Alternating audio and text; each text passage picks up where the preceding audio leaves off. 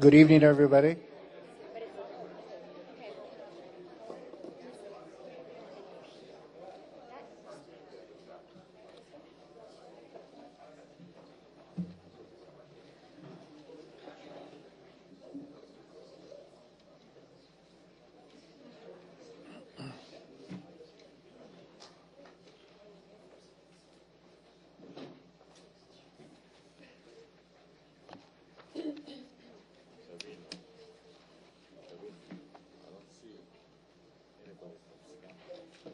Okay, all right.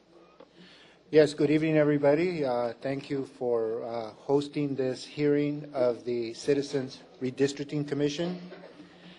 We certainly want to acknowledge and thank the City of Bakersfield for lending us this City Hall auditorium. Is there anybody here from the City of Bakersfield, their staff?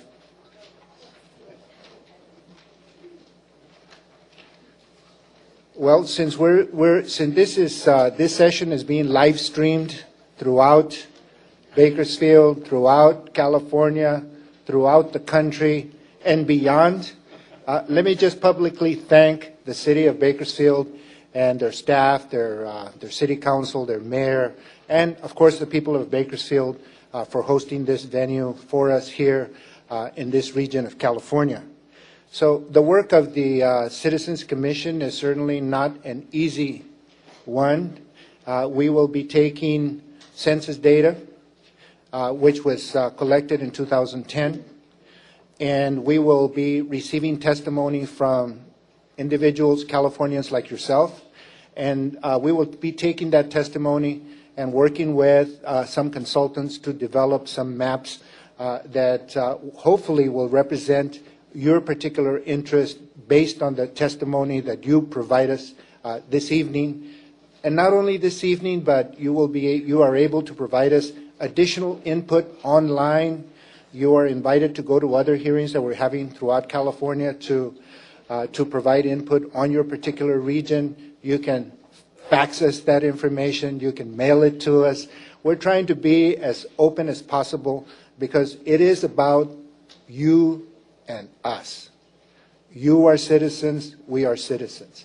Proposition 11 was passed in 2008, essentially to take line drawing away from politicians and political parties and put it in the hands of citizens here of California. So this is who we are.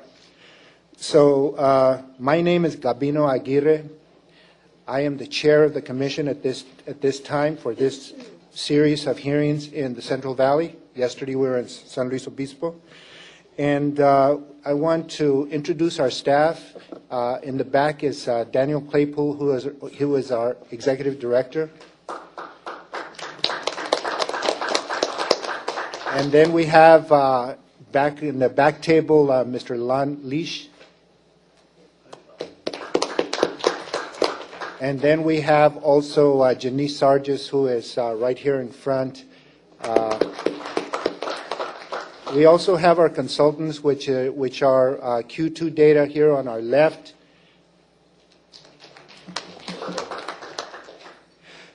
And before I ask the commissioners to introduce themselves, hopefully you picked up materials in the back of the room that include a guidebook. This guidebook we developed as kind of an organizational tool that provides information on the commission itself, background on how we got here, the process, our outreach into communities for public input, et cetera, some of which I'll review shortly.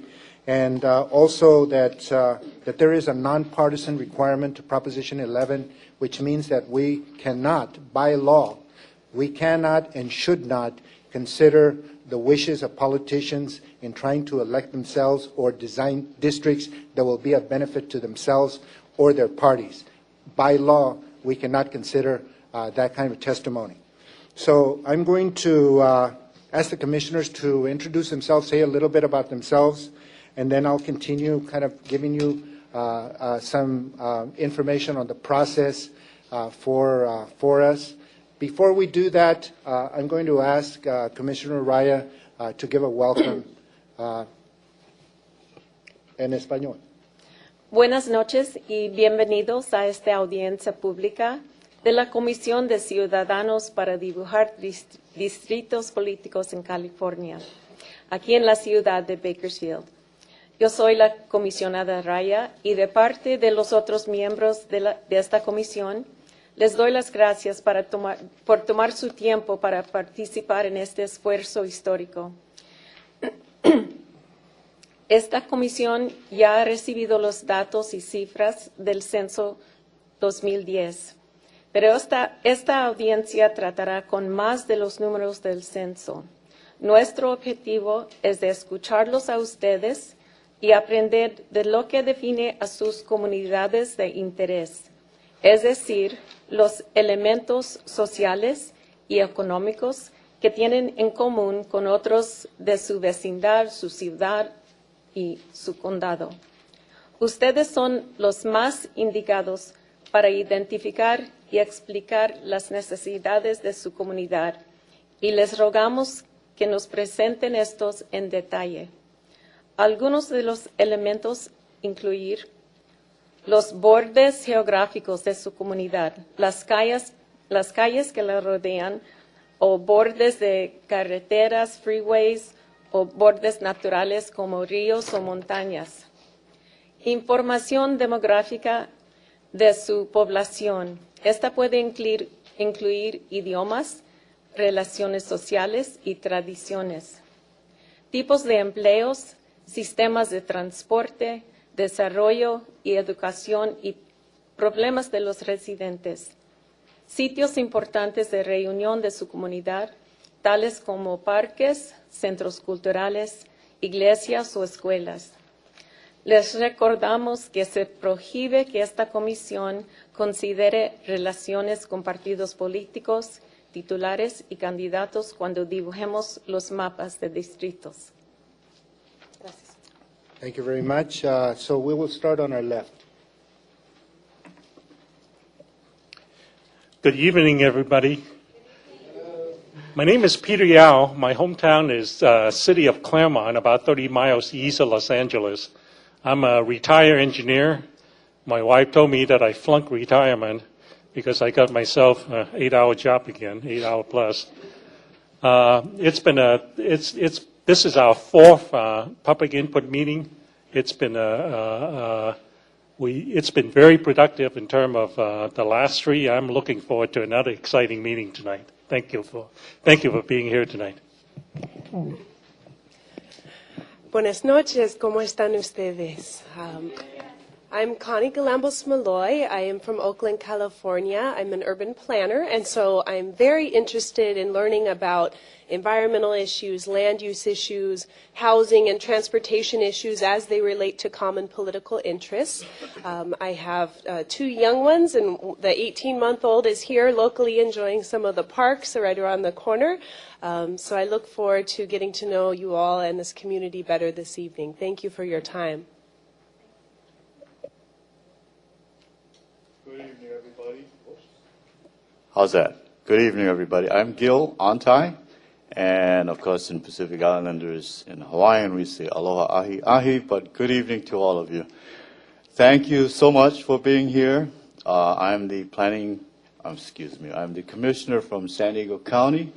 I'm a former planning commissioner from San Diego, and I'm also an architect, and I'm looking forward to your input tonight. My name is Vince Baraba. I'm living in California for some 64 years. I immigrated here from Illinois, and in one of my jobs, I was the director of the United States Census Bureau, and I'm looking forward to using that data to really draw some nice districts for this state. Yeah, once again, my name is Gabino Aguirre. I used to work around here, Visalia, Tulare, Modesto, Merced. So it's great to come back to the Valley. I live currently in Santa Paula, California, in Ventura County. My name is Jean Raya. I am from the Los Angeles area, the city of San Gabriel, but I am married to a Visalian and have been for a long time. So I'm very familiar with the Valley, although this is the first time I've had the opportunity to spend more time in Bakersfield. And I just want to say that my carpool took the 58 from San Luis Obispo to Bakersfield today. It was quite an adventure, but it was beautiful. It was beautiful. I was really surprised at the highs and the lows that we experienced, but it was a wonderful introduction. Two of my carpool members have not been to this area, so it was really a great introduction to a broad sense of the valley geography. My name is Stan Forbes. I'm a Yolo County almond farmer or almond farmer. I also own an independent bookstore in Sacramento, California. I've served on the Davis City Council and on the Davis School Board. I'm particularly interested tonight in hearing about the agricultural interests of the area, as well as Bakersfield in general. Thank you very much. Good evening. My name is Mike Ward, and I'm a chiropractic and sports medicine doctor practicing in Fullerton. Prior to that, I served as a federal agent, and I'm a veteran of the U.S. Air Force. And we're grateful to you for being here tonight, and thank you for inviting us into your community. Go Ahal. My name is Cynthia Dye. I'm from the city and county of San Francisco. By day, I'm a management consultant. I work primarily with high-tech companies and social enterprises. So this is a bit of a departure for me, but I am greatly enjoying our road trip throughout California. I was telling some members of the audience that I've been through Bakersfield a couple of times, so I'm glad I have a chance to stop. We came on 46, so I saw the oil fields and the almond groves and pistachios, I believe. So I'm looking forward to hearing your testimony tonight. Thanks for coming out. Good evening. I am Jody Filkins Weber. I'm an attorney. I practice all over Southern California. My office is in Orange County, but I presently reside in Norco, California, which is Horsetown, USA, Riverside County. There is one similarity recently that came out in the census. Riverside County grew by 41.7%, and as I understand it, Bakersfield has 41% difference with the recent numbers. So I look forward to hearing from you regarding the changes and differences you might have seen in your community that's indicative on the census data. So I certainly appreciate you coming out, and I look forward to hearing from you this evening. Thank you. Good evening. My name is Angelo Anchetta. I'm from San Francisco. I teach at Santa Clara University, which is a Jesuit university outside of San Jose.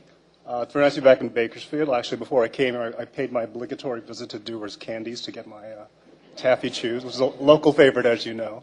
I have actually spent a lot of time in Bakersfield. My family has a lot of roots in the Central Valley agricultural area, so it's nice to be back. I'm too short. My name is Maria Blanco, and I'm here from LA, LA City and LA County.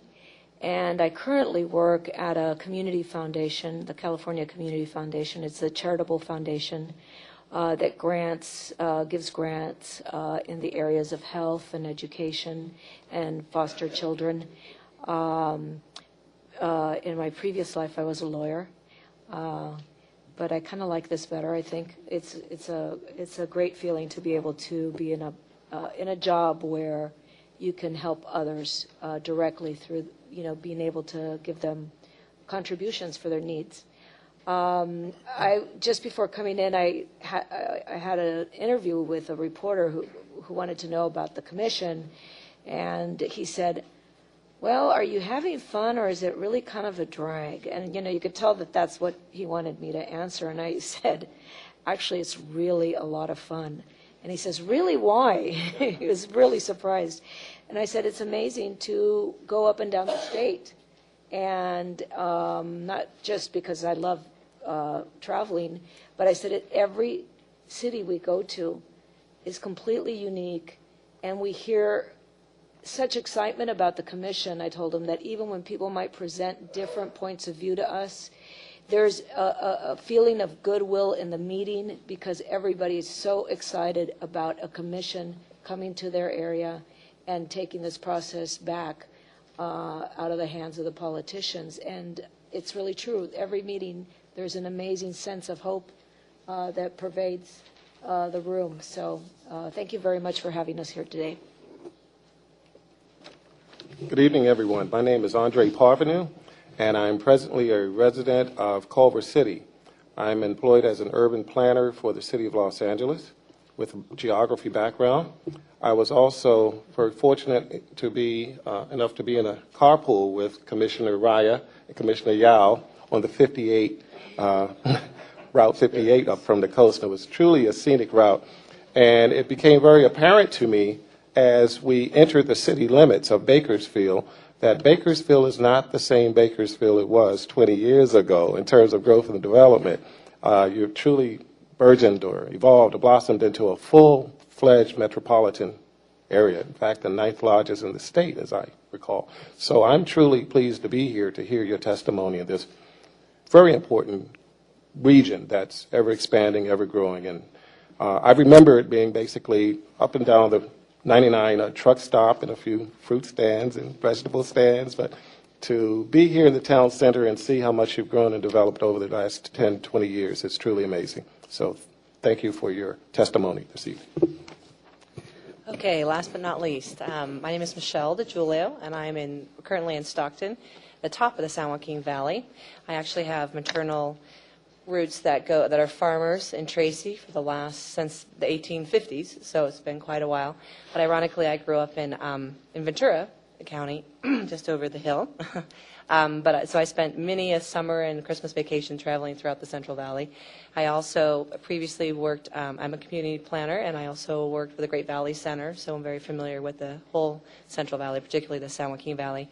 But currently, with 4 small children, the oldest being 8 years old, I am a stay-at-home mom. So it's good to be here, and I look forward to hearing everyone's testimony. Thank you, Commissioners. As you can see, we represent lots of diversity, geographic, demographic, ethnic diversity, and we really want to be a reflection of, what California really represents at this time. The hearing procedures for this evening, I'll go through this quickly, but I hope clearly. As you came in, you were asked if you wanted to present, and you were given a number. We're going to take speakers in order.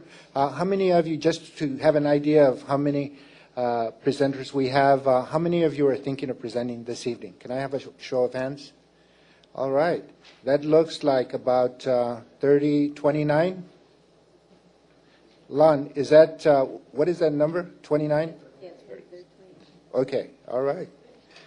So it's my 2020, So anyway, we're giving preference to, of course, anybody can present. There are some individuals who will be speaking for themselves. We have some groups that have been organized that will be speaking for their group. We have some presentations that are organized with maps. We really hope that you give us things in writing so that they can become part of the record and we can consider those. Not to say that we're not going to consider and capture oral testimony, which we will, but it really is great because our job is to draw maps, to direct our line drawer to draw maps. So the better information that you can give us that indicate where those lines should be from your perspective, the better the information, the value of the information for us. So when we call your number, we'd like for you to come on up, and also we reserve some seats right here in front. So if we're calling number 1, then maybe 2, 3, and 4 can kind of queue up so that we don't spend time coming over here. We're going to allow 3 minutes for each presentation. If we have time at the end, we'll do a second round. Last night we went through almost 11 o'clock in San Luis Obispo, so we want to be respectful of your time. We're going to limit you to 3 minutes. If at the 2-minute mark, Janice, who's here in the beautiful pink sweater, is going to signal that you have 1 minute left, and then a chime will ring, and your 3 minutes are up. And I don't want to be rude, but if you keep going, forgive me, but in the interest of time and in fairness to everybody, I'm going to ask you to, and if it's something that you really have to say, Then we ask you to hang around at the end. We'll open up for some last comments, and certainly you can add to your comments at that time. If you have any handouts, we'd like for you to submit those to Janice, who's up here in front. And if there are multiple copies, then she'll pass them out to us. If there are just materials that you want on the record, just give them to her. As I mentioned before, you can submit other comments online, by mail, by fax, etc. You can visit our website, wedrawthelines.crc.ca.gov, for additional information. All of these proceedings are being recorded and live cast. We're here to give you a voice through public input, so we want you to tell us, give us information on where district lines should be.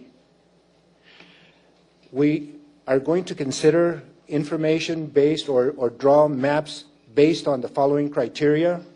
First is that we need to have maps that are of equal population, districts that are of equal population. We have to draw congressional districts. There's 57. We have to draw 53. We have to draw 80 state senate districts, 80 assembly districts, 40 senate districts, right? The correct information is in the guidebook. So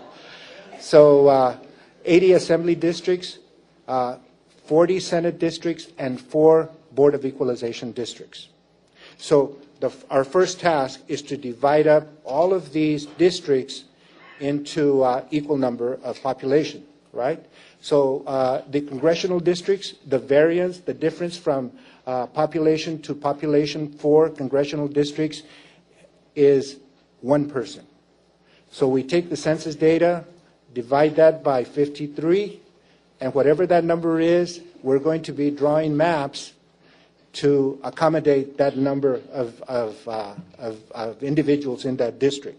So for congressional districts, right now the number that we're looking at is 702,905, with a deviation of 1 individual. Then we have for the assembly districts, this is in your guidebook. The assembly districts is 467,674, deviation of 5%. For Senate districts, twice that, 931,349, deviation of 5%. And for Board of Equalization districts, there's 4.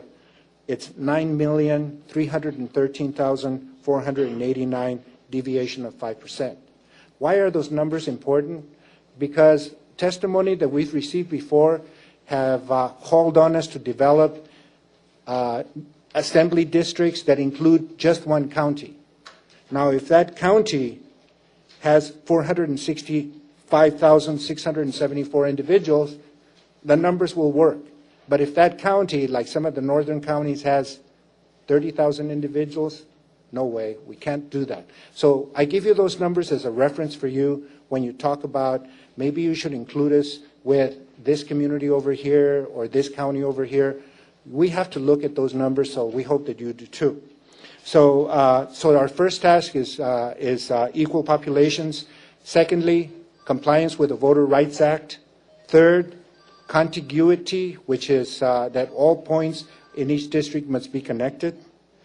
4, compactness. That means that the more compact a district is, then the better it is because there's access to your elected representatives, and sometimes communities of interest tend to be in one particular area like that. We are going to nest districts whenever possible. So that means nesting means that every Senate district should have 2 assembly districts, and every Board of Equalization district should have 10 Senate districts. So we can talk about that a little bit more. We have also, by law, we have to respect the legal jurisdictions of counties and cities, and to the maximum extent possible, not divide up counties, not divide up cities.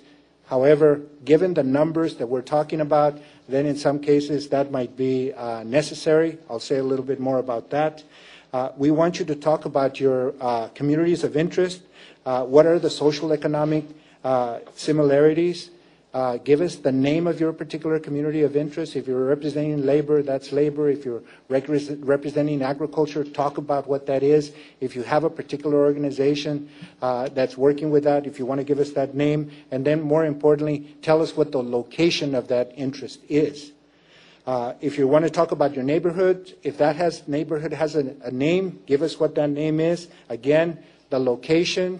If you can say, I'm from this area of town, our community is together ethnically, linguistically, economically, whatever, and it's bordered by Truxton on the south, 18th Street on the north, Baker Street on the east, and Highway 99 on the west. I mean, that kind of information would really help us in trying to determine what exactly you're talking about.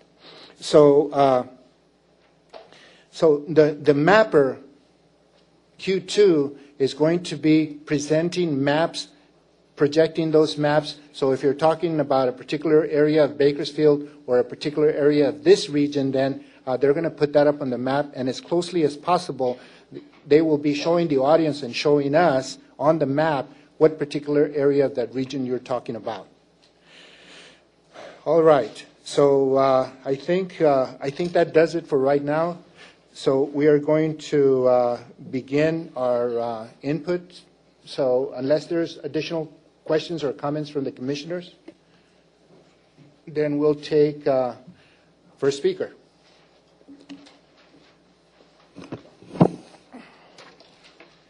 Speaker number 2, speaker number 3, speaker number 4. Step up, please.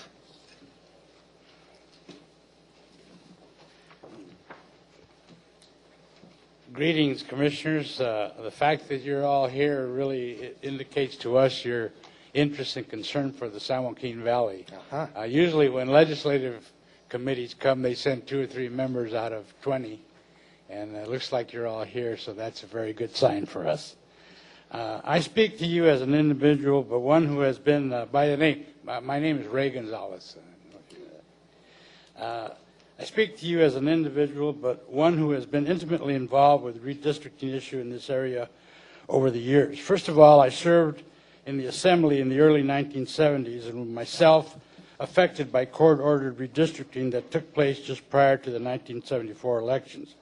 I was defeated in my Assembly race, and many attribute my defeat to a less than fair redistricting plan that was enacted in those elections. But that's not my concern here. In 1990, after the census was completed for that decade, I served as the chair of the Kern County Latino Redistricting Coalition.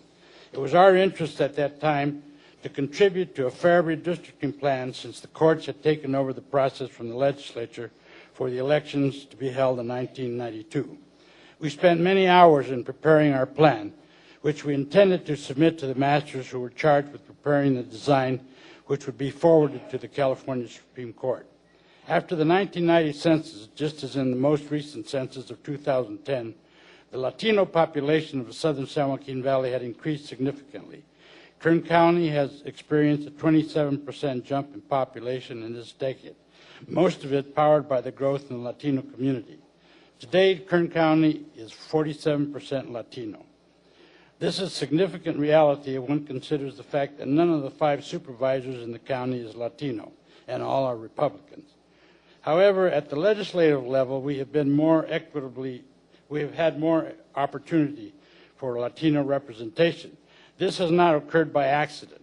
As a result of the efforts of the 1990 Kern County Latino Redistricting Coalition, the legislative districts we recommended to the masters by our coalition were accepted by the masters. I was invited then to testify before the California Supreme Court prior to making its final decision. In this decision, the court referenced our contributions by noting that the coalition had put forth a worthwhile proposal. They agreed with our recommendation, and as a result, Latinos were eventually elected to the Assembly and the Senate based on our plan. Coincidentally, the first Latino was also elected to the County Board of Supervisors in the district that we had also designed. Essentially, what we did was to take note of the community of interest of a group that for most of the history of this region had been split up to protect long-serving incumbents. We basically laid out a plan that included heavily Latino neighborhoods and overlaid a supervisory assembly, senate, and district, including these neighborhoods. Señor González. These districts... Señor González, por favor, puede terminar, and could you wrap it up? And... Oh, I thought I got a warning. I thought that was a warning. Oh, I'm sorry. I was reading as fast as I could because... Yes. All right.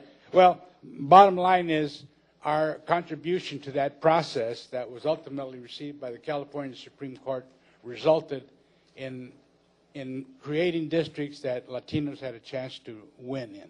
They were heavily Latino. We competed with other people in the area, but because of the design, we had a chance. And those districts continue to exist today. They're the ones that exist today, basically. Yes, thank you for your comments about the fact that you recognize that all of us are here. All of us have made a commitment to go to every input hearing because we need to not only listen to the testimony, but we need to feel it. And we want to thank you for your passion with redistricting and the good work that it seems like you're doing. So we want to thank you for your effort. I was reading as fast as I could, but yes. you have the whole statement there. It was not much longer. Yes, and thank you for submitting it in writing because it becomes part of the record. Thank you, Mr. Gonzalez. Yes, ma'am. Good evening. My name is Bernice Bonillas, and I'm a resident of Bakersfield. And welcome to Bakersfield and Kern County. I hope you had an opportunity to visit our unique Basque restaurants in Bakersfield. Have you heard of those? You've got to try them if you haven't. Anyway, I knew that it was just going to be like 3 minutes, so I submitted. It's document number 2 from our group, a community group, after we attended a few of the sessions on how this commission worked and the guidelines. We tried to make our document, like you were explaining, Commissioner Aguirre. So we've submitted it. It's document number 2. Take a look at it. And I know this is the first round. You'll be drawing maps from all this input, and then we will be around on the second round where we can have input to, I guess, whether we like it or not, what you've done. Is that correct? Well, hopefully you'll like it, but if you don't, Okay. you can tell us. All right. Well, thank you very much, and thank you for coming to Bakersfield. Yes, thank you very much, Ms. Bonilla. What Bernice was referring to is that we're having 3 sessions while the next individual comes up, number 3. We're having several rounds of input. Right here, we're gathering information from community. And then in early June, we will have developed some draft maps. These draft maps then we will bring back to you for feedback. And then we will take that feedback. We'll work on second set of draft maps, which we'll bring to you in early July and present for the public to evaluate. And all in anticipation of developing some final draft maps by very late July. So anyway, do we have number 3 or? Actually, can I just real quick, Commissioner Aguirre? Yes. Over on this end, to Julio. So we're kind of over here. Okay. Could you just expand for the public and let them know that we won't be coming back to Bakersfield proper, but we will be in this region? That might be helpful for them to anticipate. Yes, yes. Thank you for that clarification. We're trying to cover as much territory in California as possible. California has been divided up into 9 regions, so we're committed to go to each region 2 or 3 times. So although we may not be here in Bakersfield specifically, we will be in this particular region. So yes, ma'am. Number 3. Commissioner Aguirre, I'm sorry, over here on your left. Commissioner Aguirre. Yes, ma'am. I'm sorry. Just say to the left, to the right. To the left. We do have translation services available this evening. Is that correct? Could we? Thank you for that information. Actually, as a commission, we are committed to take all testimony from all California, and if it requires translation, we try to make it work for you, and we have already, in some cases, delivered on that commitment. Tonight, we have some presenters that are going to speak in Spanish, and they brought their own translator. So, and we want to thank the individual. Raise your hand, please. Yes. So anyway, yes, we do. All right. Yes, ma'am. My name is Renee West-Delusk, and I'm from the community of Ridgecrest, California. And our community basically exists because of China Lake Naval Air Warfare Center. And we are also rather close, considering the rest of the county, to Edwards Air Force Base. I'm a member of the community. I've lived there 20 years now, and I am concerned about our community being put into another district that would not share the geography that we currently share with the rest of Kern, because we are rural, and a huge part of Kern is rural. And Kern County understands rural communities very well. Another concern I have is about the economics.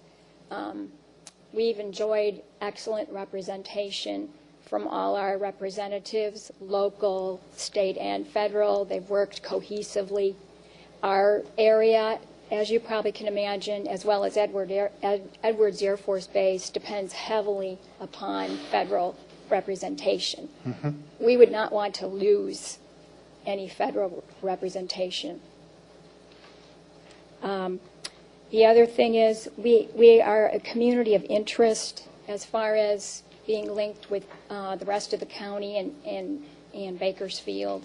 From my living in Ridgecrest for 20 years, prior to that I was a military dependent at Edwards Air Force Base. My husband served in the Air Force for 7 years. And as far as I can remember, living at Edwards Air Force Base, we had representation from the Bakersfield, Kern County area always. I have a concern about Edwards and China Lake not being represented together.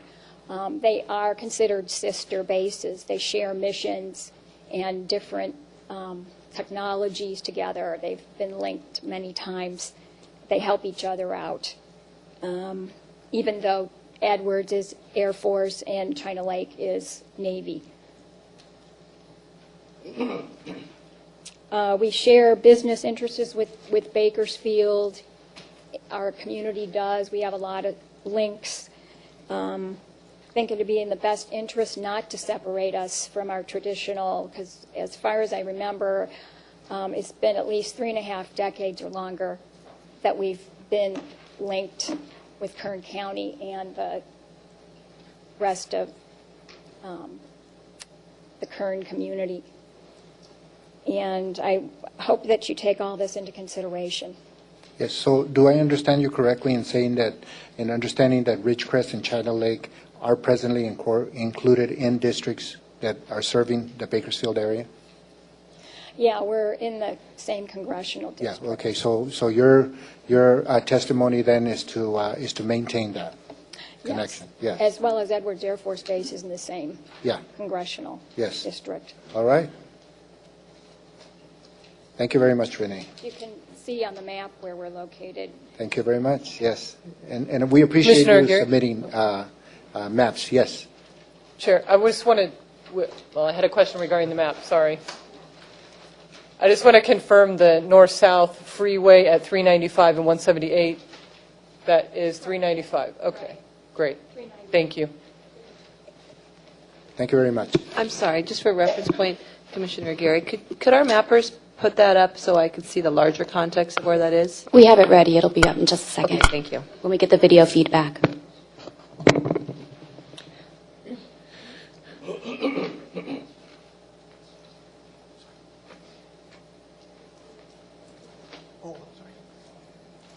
Are they up?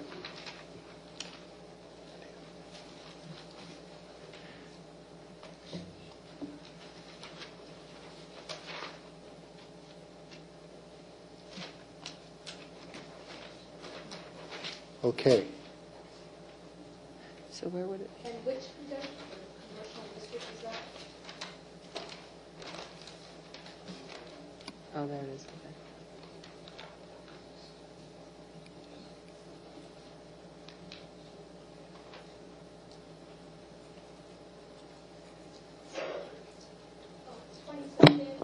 22. Yeah, it's Congressional District 22. It's in green. Okay, thank you very much. Yes, sir. Hello, my name is Tony Amaranti. My community of interest is the greater metropolitan Bakersfield area. Of course, there was an editorial in today's local newspaper advocating an idea different than what I'm presenting to you, but that's democracy, right? Everybody gets to talk. I think that the greater metropolitan area is a single community of interest for geographic reasons and for social and economic reasons. Consider the name of this place, Bakersfield. Baker was a guy that came from the South after the Civil War, and his field was about 4 or 5 blocks to the east, and he grew alfalfa. And, you know, if there wasn't this great Kern River here, nobody would be here today. And the Kern River cuts the whole community in half. It runs from the northeast to the southwest.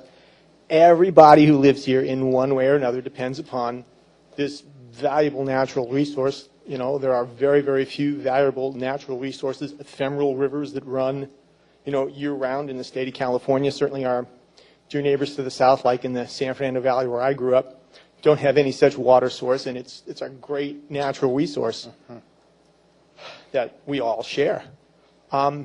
Also, you know, when you consider that Bakersfield is a very young community, there are a lot of people here who are, you know, of childbearing age. They have a lot of children. People are just trying to raise their families and get by. And, you know, in that sense, I think Bakersfield's a very typical community.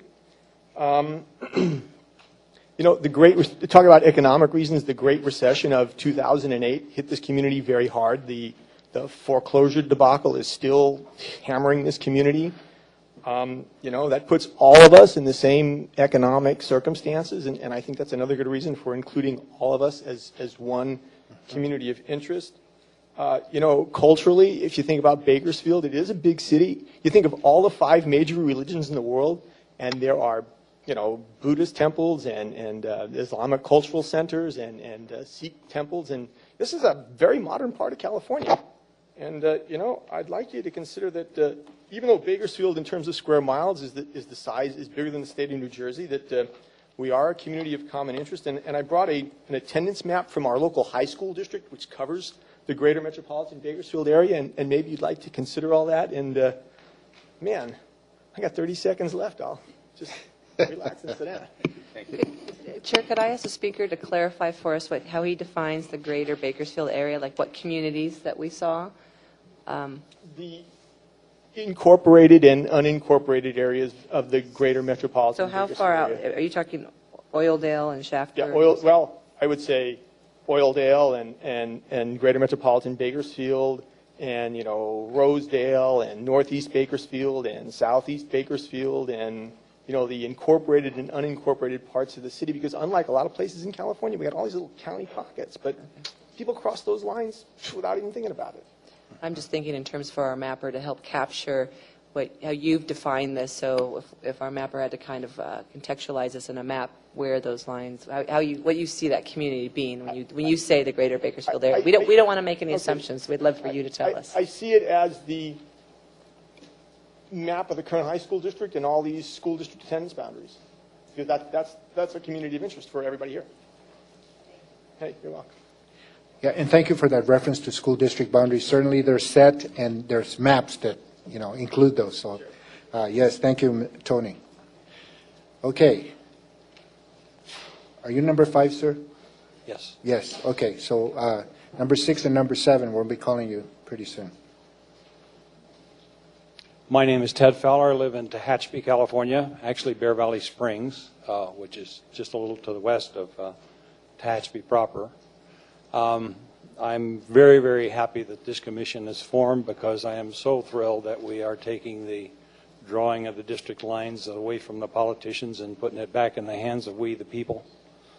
I really appreciate the fact that all of the commissioners are here tonight. I'm here to represent the other guy. I don't have a group to represent. I'm not part of any political affiliation. I'm not part of any minority affiliation.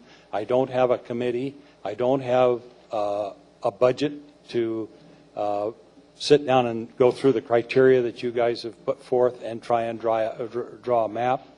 I just wanted to bring light to the fact that there are a lot of us out there that don't have these affiliations and we don't have a specific political interest, and caution the Commission that I'm sure you're going to make every effort to be as fair as you can, but sometimes in trying to be so fair to all the minorities or all the special interest groups, you forget about the other guy. And I'm here to represent them tonight and hope that you keep in mind that there are a lot of us out there that don't have a political affiliation. We need to be represented and thought about. Thank you very much. Yes, let me just ask you a question. Sure. Yes, we recognize that that there is, thousands and thousands, hundreds of thousands of individuals that are out throughout California that are not affiliated with any one particular group. So I appreciate your comments. But let's say, talking about the other guy, in this case yourself, if you are you okay with the districts as they are currently drawn? Or would you have some recommendations on perhaps how they could be shifted or changed to accommodate what you're talking about, the common individual? Well, first of all, I'm not happy with the way the districts are drawn. I mean, Okay. anybody that just looked at them could see that there's been a lot of political gerrymandering to get them done the way they are so that they can reelect politicians. I would like to see them, as you showed in your map earlier, rather block groups. Yes. Block groups rather than these variegated districts that meander all over yes. the place. Yeah, snakes and salamanders. Right. Yes, thank you. Thank Yes. you very much. I Yeah. appreciate it. And just an additional comment that as far as we're here to take testimony from everybody, and your testimony is just as important as anybody else's. Thank you very much.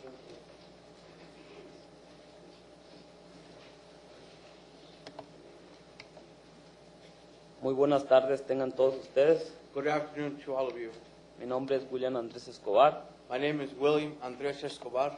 Yo vivo en Whippach. I live in Weepatch. Mi comunidad es pequeña, It is a small community. con calles feas sin luces, Ugly streets without lights, callejones con hoyos, alleys full of potholes, como donde yo vivo. like where I live. Tenemos agua y aire contaminado. The water and the air is contaminated. Whippach tiene pocos recursos. Weepatch has few resources. Solo tenemos una tiendita para comprar nuestros alimentos. We only have one little store to buy our food. Una gasolinera, One gas station, una taquería, one taco stand, un parque que está descuidado. a park that has been not kept up. Dependemos de Lamont y de Arvin We depend on Lamont and Arvin para hacer nuestras compras. to go shopping.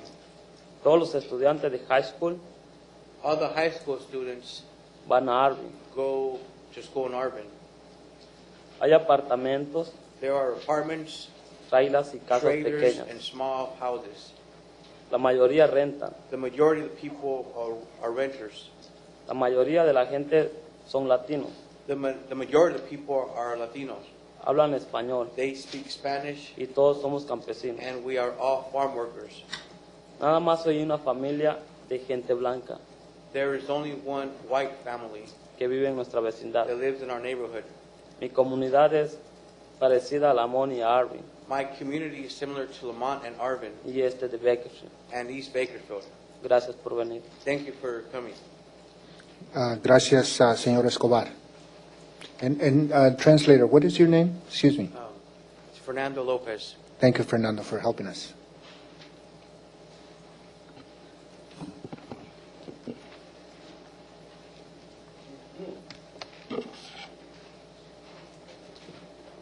Buenas tardes. Good afternoon. Mi nombre es Silvia Hermida. My name is Sylvia Hermedia.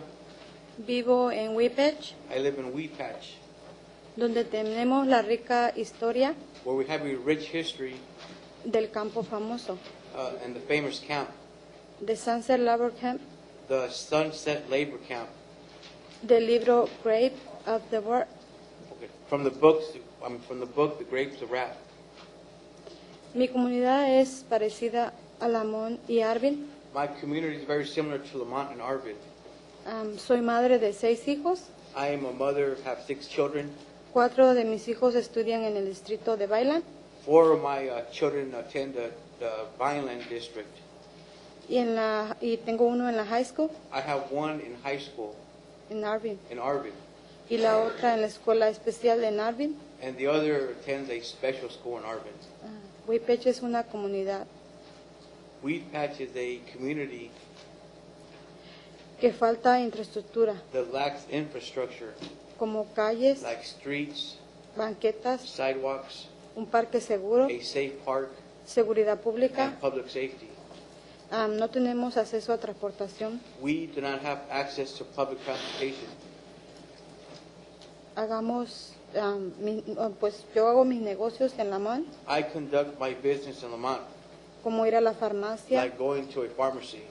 Yo hago mis compras en el este de Bakersfield, I go shopping on the east side of Bakersfield en Vallartas, at the Vallarta store.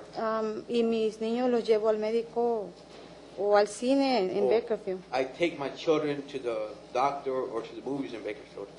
Gracias por venir.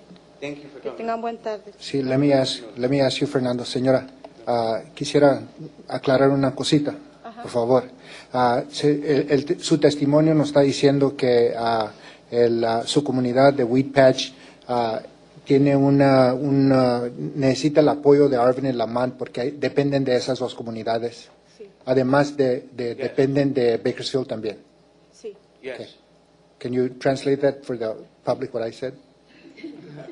Yeah, this is a test. This is a test.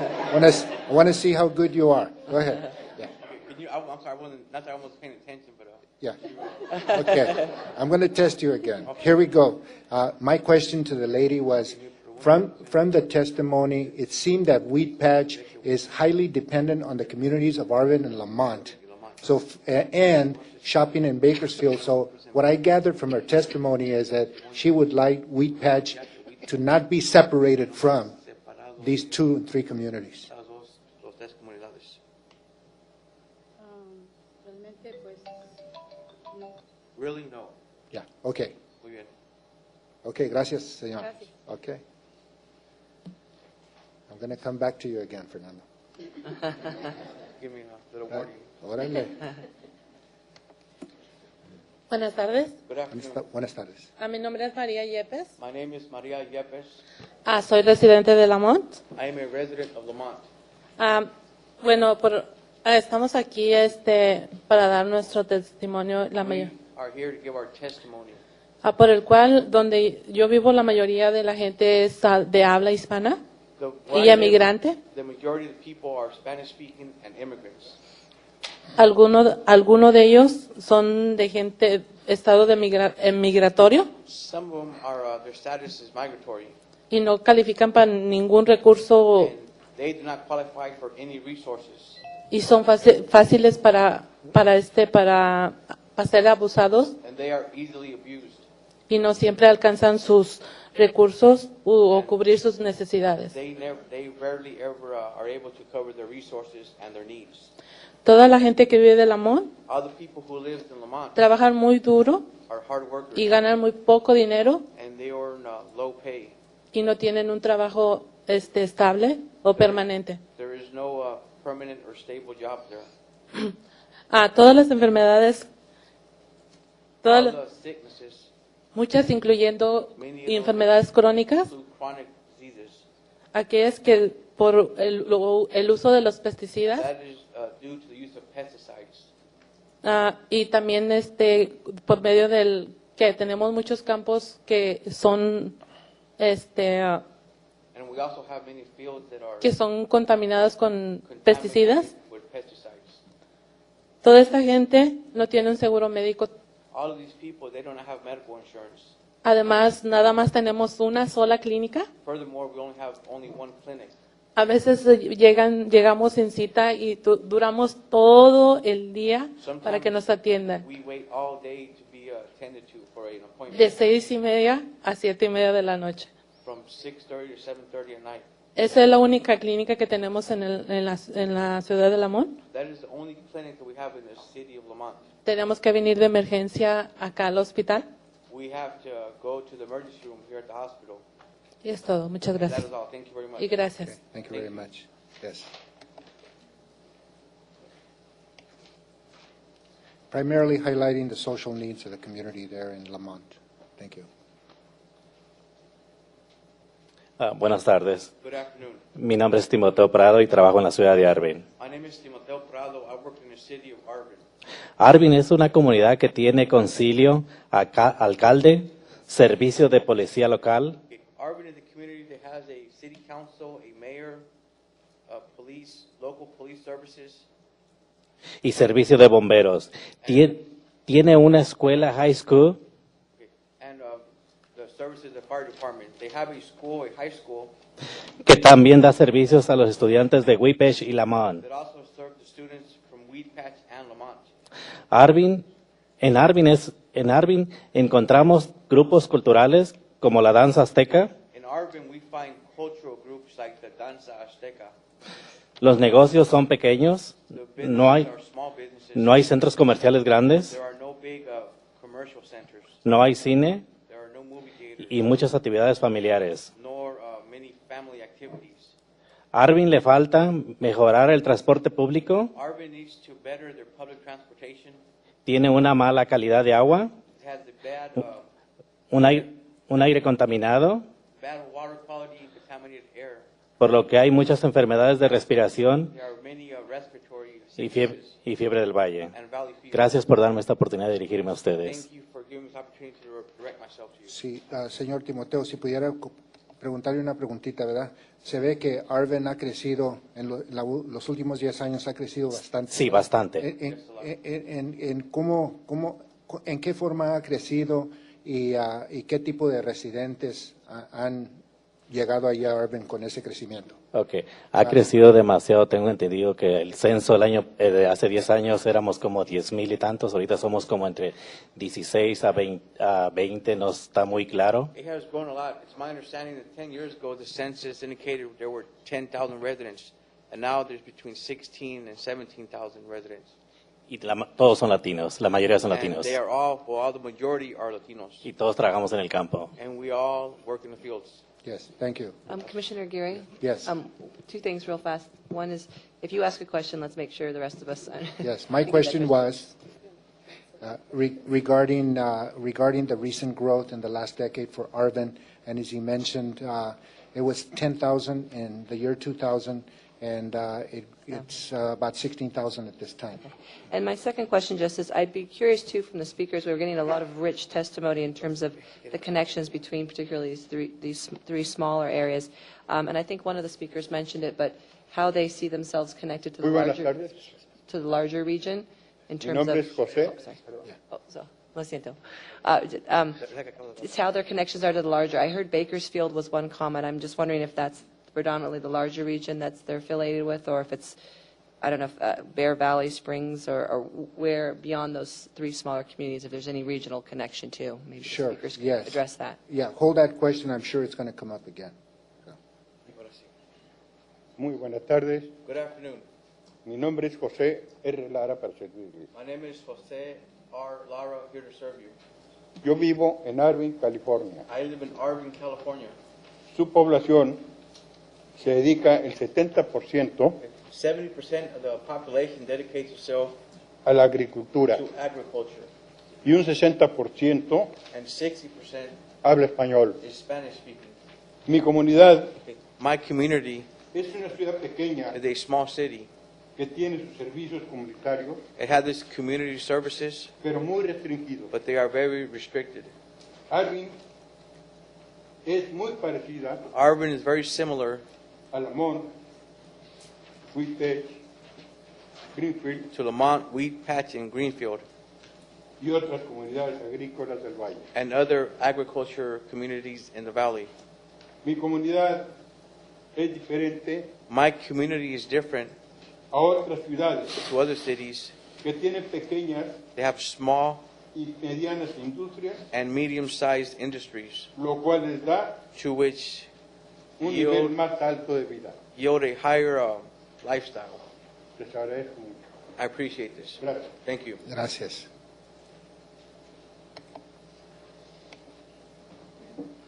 Buenas tardes. Good afternoon. Mi nombre es Tania Hernández. My name is Tanya Hernandez. Yo también vivo en la comunidad de Whippech. I also live in the community of Weed Patch. Mi comunidad tiene oficinas de sheriff, corte y oficinas de correo. My community has a sheriff office, a courthouse, and a mail. Pero en Whippech también le falta mucha estructura But in Weed Patch lacks a lot of infrastructure porque sus calles tienen muchos baches. because the streets have a lot of potholes. Les faltan banquetas y They- alumbrado público. Lack sidewalks and public lighting. Whippech es una comunidad con muchas necesidades económicas Weed Patch is a community with very many economic needs y de salud. and health needs. En la economía le faltan fuentes de trabajo. The economy lacks job opportunities. La mayoría de las personas trabajan en agricultura. The majority of the people work in agriculture. En cuestiones de salud In questions of health, hay muchas enfermedades there are many sicknesses, y los servicios médicos no existen. and the medical services are non-existent. Además, muchas personas no tienen seguro médico. Furthermore, many people lack health insurance. Las escuelas necesitan mejor transporte, The schools need better transportation, alimentación better nourishment, y subir los grados escolares. and to raise the school grades. Solo hay primarias, There's only a elementary school, secundarias, junior high, pero faltan preparatorias y but clases we need universitarias. high schools and university classes. Gracias. Thank you. Es todo. That is all. Thank you very much. Eso es español. Let me just mention to commissioners that if we're getting some very good information, if you have questions, feel free to call on me I'll try to find you, and so that we can, get the best possible information. Buenas tardes. Muy buenas noches, mi nombre es Beatriz Campos y yo vivo en el este de Bakersfield. Good afternoon. My name is Beatriz Campos, and I live in East Bakersfield. La mayoría supe de que iban a estar ustedes aquí y que era importante conocer mi comunidad y por eso vine aquí. That you were going to be here. It's important to know my community, so I came. La mayoría de mis vecinos no están seguros quién es Buck Owens, pero están seguros quién es Vicente Fernández. The majority of my neighbors are not sure who Buck Owens is, but they do know who Vicente Fernández is. La mayoría de ellos también acostumbran ir a las iglesias The majority of them make it a custom to go to church durante el 12 de septiembre, que es el Día de la Virgen de Guadalupe. during the 12th of September, when that is the day of Our Lady of Guadalupe. Yo no estoy segura qué tanto le convendría al este de Bakersfield I am not too sure how convenient it would be for East Bakersfield a estar junto con áreas como Lamont y Whippech, porque ellos están en un poco, las condiciones serán más malas que el este. in the same or near the communities of Weed Patch and Arvin, Guadalupe. Sí, ¿Por qué?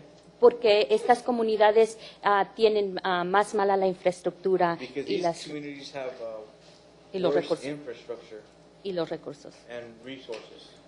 Pero sí sé que mucha de la gente que vive en mi comunidad But I do know that a lot of people who live in my community tiene las mismas características y las mismas necesidades have the same de needs estas and the comunidades. same characteristics as these other communities. A mi sobrina, la hija de mi comadre y muchos de mis vecinos sufren de asma. My comadre's daughter and many people, my neighbors, suffer from asthma. Cuando hay recortes en los presupuestos para los parques, When there are cutbacks for the budget for the parks, los primeros en recortar siempre son en el este de the Bakersfield. first ones that are cut are always on the east side of Bakersfield. Las escuelas hasta tienen los días asignados cuando hay neblina, cuando ni siquiera hay neblina en el este, está en el oeste. Okay, the schools, they get fog delays when there is no fog on the east side, but there is fog on the west side. Aunque somos el mismo pueblo o la misma ciudad, Even tenemos though características diferentes. We are in the same city, the same community, we have different characteristics. Solamente quería decirles esto y espero que tomen las mejores decisiones I para would nuestra área. Only like to ask of you to take the best decision you can make for our area. Muchas gracias. Thank you very much. Thank you very much. Yes, we have a question of the lady. Sí, gracias, Beatriz, por Where- responderle al comisionado. Where would you draw the line? ¿En dónde- Where does East dónde- Bakersfield dónde- begin? ¿Dónde termina? Se ha estado extendiendo más y más hacia el centro, It has been extending more and more towards the center. pero lo que es la parte norte de la parte noreste o la parte norte del sur, But yo from the north to the south, Yo diría que College and Niles I would say that College and Niles están un poco mezclándose. Hay mucho, la mitad sería latinos y la otra mitad otros grupos. a little bit mixed. I would say half are Latinos and half other groups. Después de Niles hacia Lamont es After la Niles. mayor parte gente latina. Going towards Lamont, the majority are Latino people. And is Niles a street? La Sí, Niles es is una Niles calle. Street. Yes, Sí. Niles Street. Y College Street es donde empiezan las. Thank you.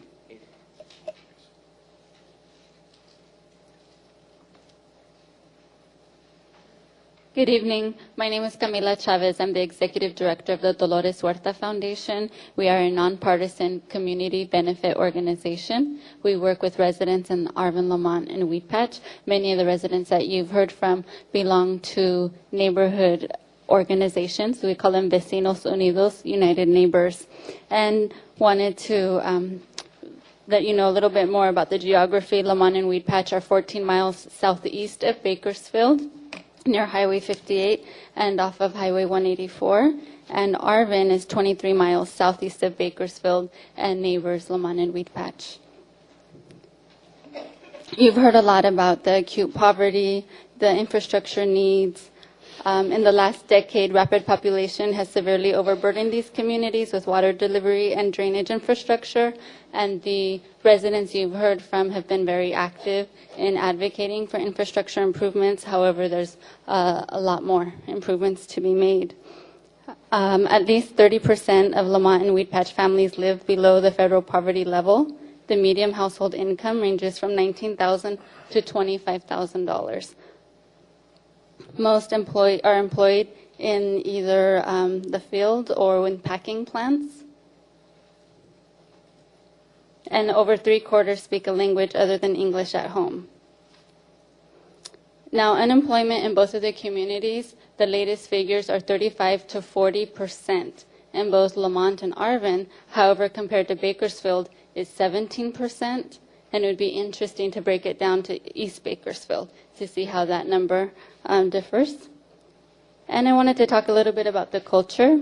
The residents of Lamont and Wheat Patch are a cohesive community. Many attend the local Catholic church, celebrate various Latino cultural events, including Cesar Chavez Day, Cinco de Mayo, Dia de la Virgen de Guadalupe, and residents pride themselves on their civic engagement, and they're active in their neighborhood associations, like I said, that work on community improvements. And there is a large Oaxacan indigenous community that organizes galaguetzas and Festival Mestico.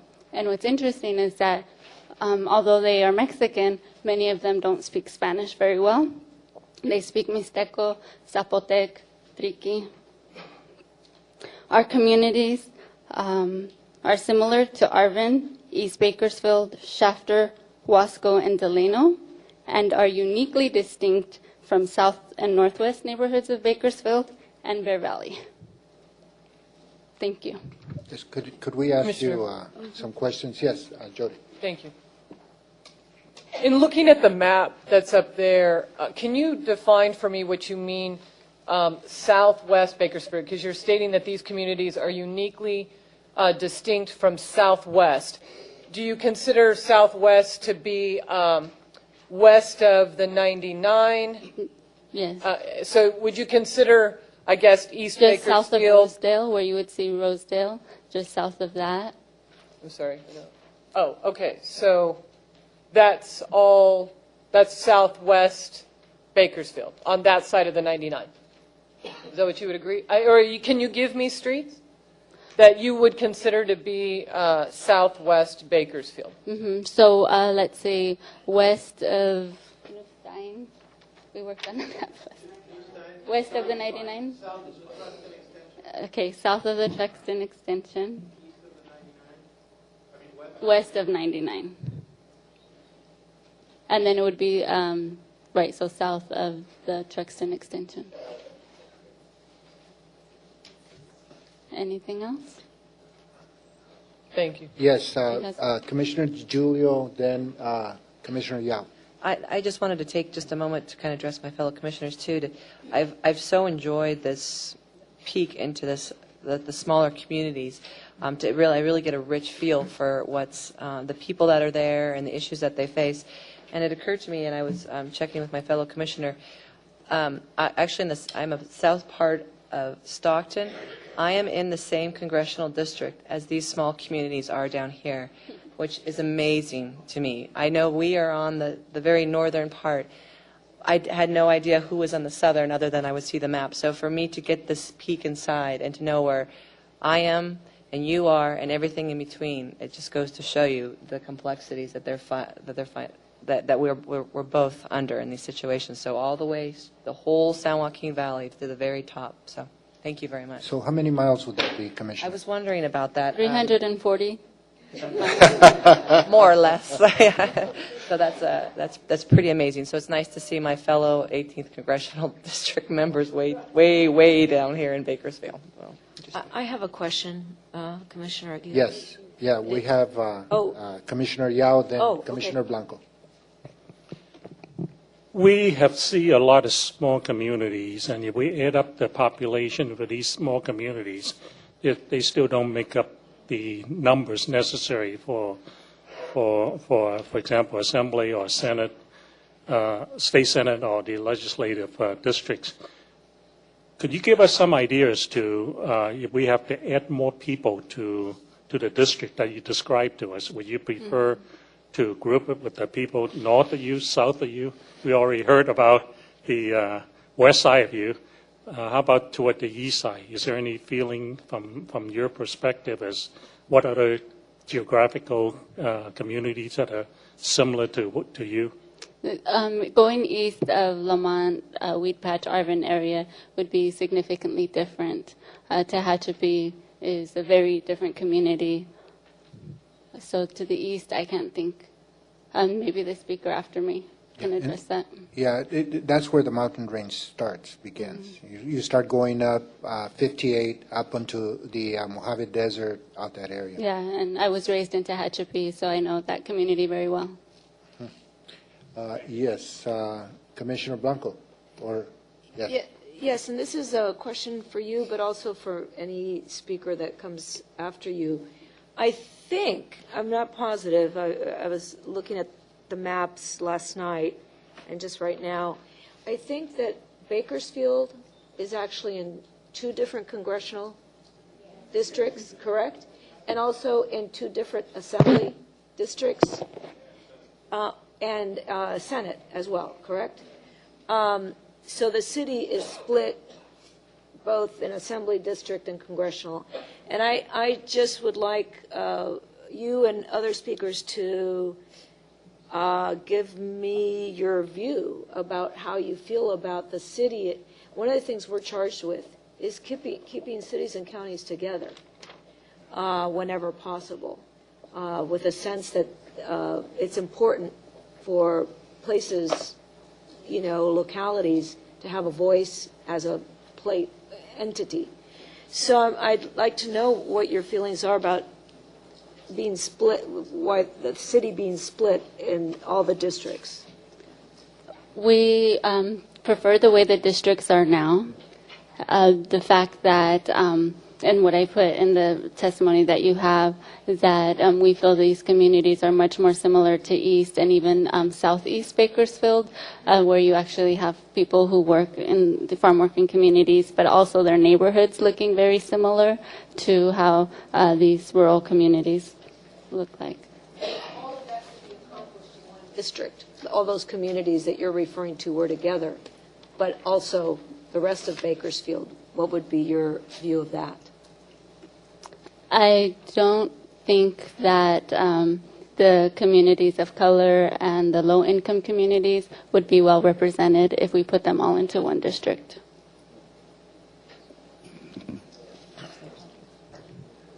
Okay. Thank you. Thank you very much, Ms. Chavez. Oh, yes. If I could just take a moment to explain the map. The orange lines there are the Senate districts, the blue lines are the Assembly districts, and the green lines are the congressional districts.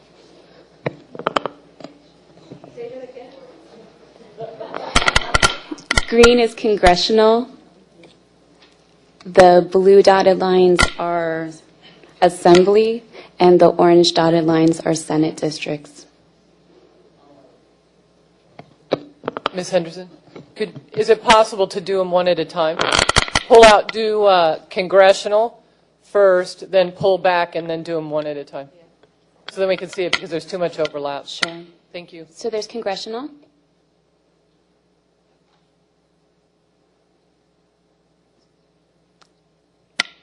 Assembly.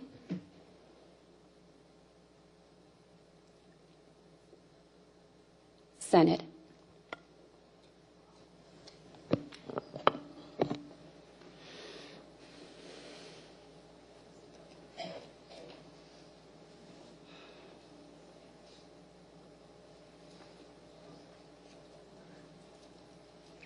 Questions or comments? Could you leave up that map for a while? Thank you. All right, next speaker. Good evening. My name is Lori De Leon. I work with the Dolores Huerta Foundation, and I want to thank the Commission for being here and responding to our request for having this hearing down here in Bakersfield. And it's a pleasure to see all of you here. That's very encouraging. So I'd like to thank you for that. I am a resident of Northeast Bakersfield, but I have been a resident in Kern County since I was 12 years old, and I'm 58 years old now. When I first came to Kern County from Stockton, I came to the community of Delano, and I grew up in the farm workers movement, working alongside Cesar Chavez and Dolores Huerta, representing the needs of farm workers. As such, I'm going to read you my testimony from that point. Since that time, working alongside, we have come to learn also the communities of Arvin, Lamont, Weed Patch, Delano, McFarland, Shafter, and Wasco. These are all primarily agricultural farm worker communities in Kern County. Kern County is a very large county. As those of you who came over 58 know, and those of you who have been to, Edwards and Ridgecrest, which I consider a whole different place, a different planet, far away.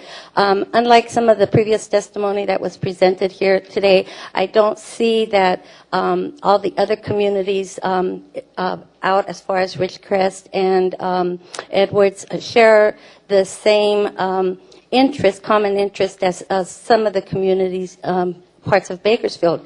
In fact, I don't even think that the southeast part of Bakersfield shares the same interest as the southwest or the northwest of Bakersfield or even the northeast, as previous testimony has been made that a lot of the farm workers from the southeast communities of Weed Patch, Arvin, and Lamont depend on East Bakersfield, and also because East Bakersfield is also comprised of a lot of farm workers.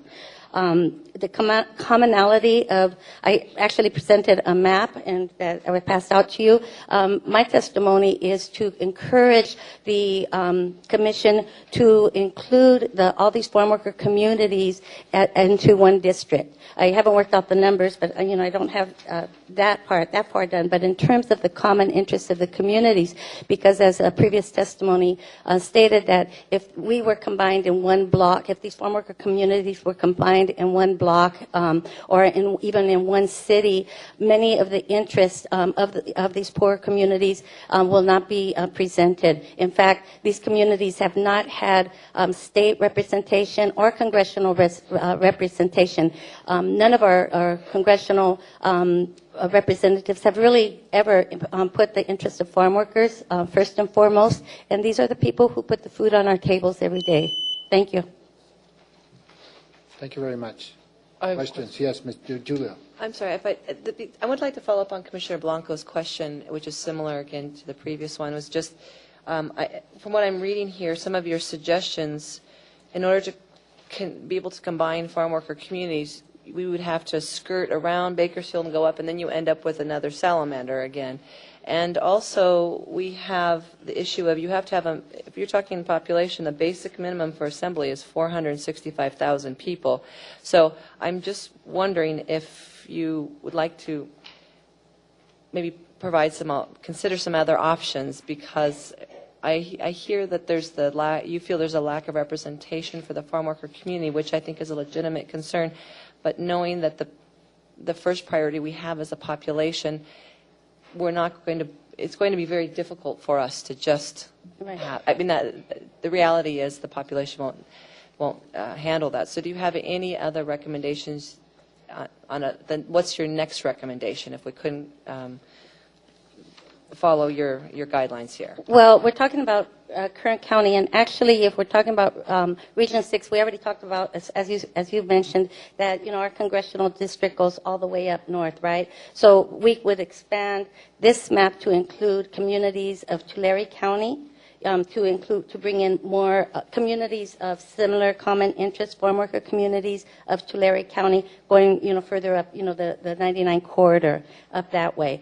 All these communities, in terms of like the infrastructure, everything that was previously testified to, these are common issues up and down the San Joaquin Valley in these farm worker communities: contaminated water, air pollution, poverty, lack of infrastructure, poor schools, all the way up. So it can be done, and they need to have representation.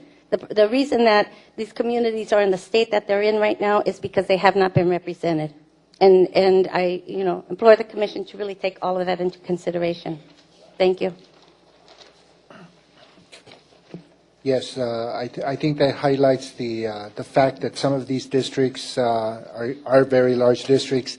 Given the population that we need to consider, they're going to be large areas. Yes, ma'am.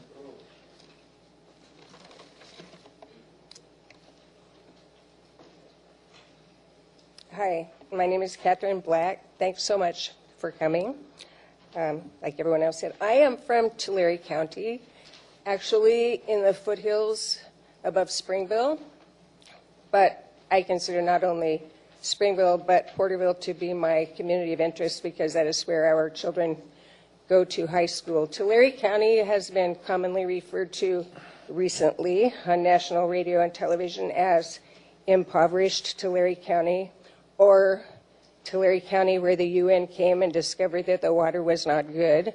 And so we have a community of interest with the people who spoke previously.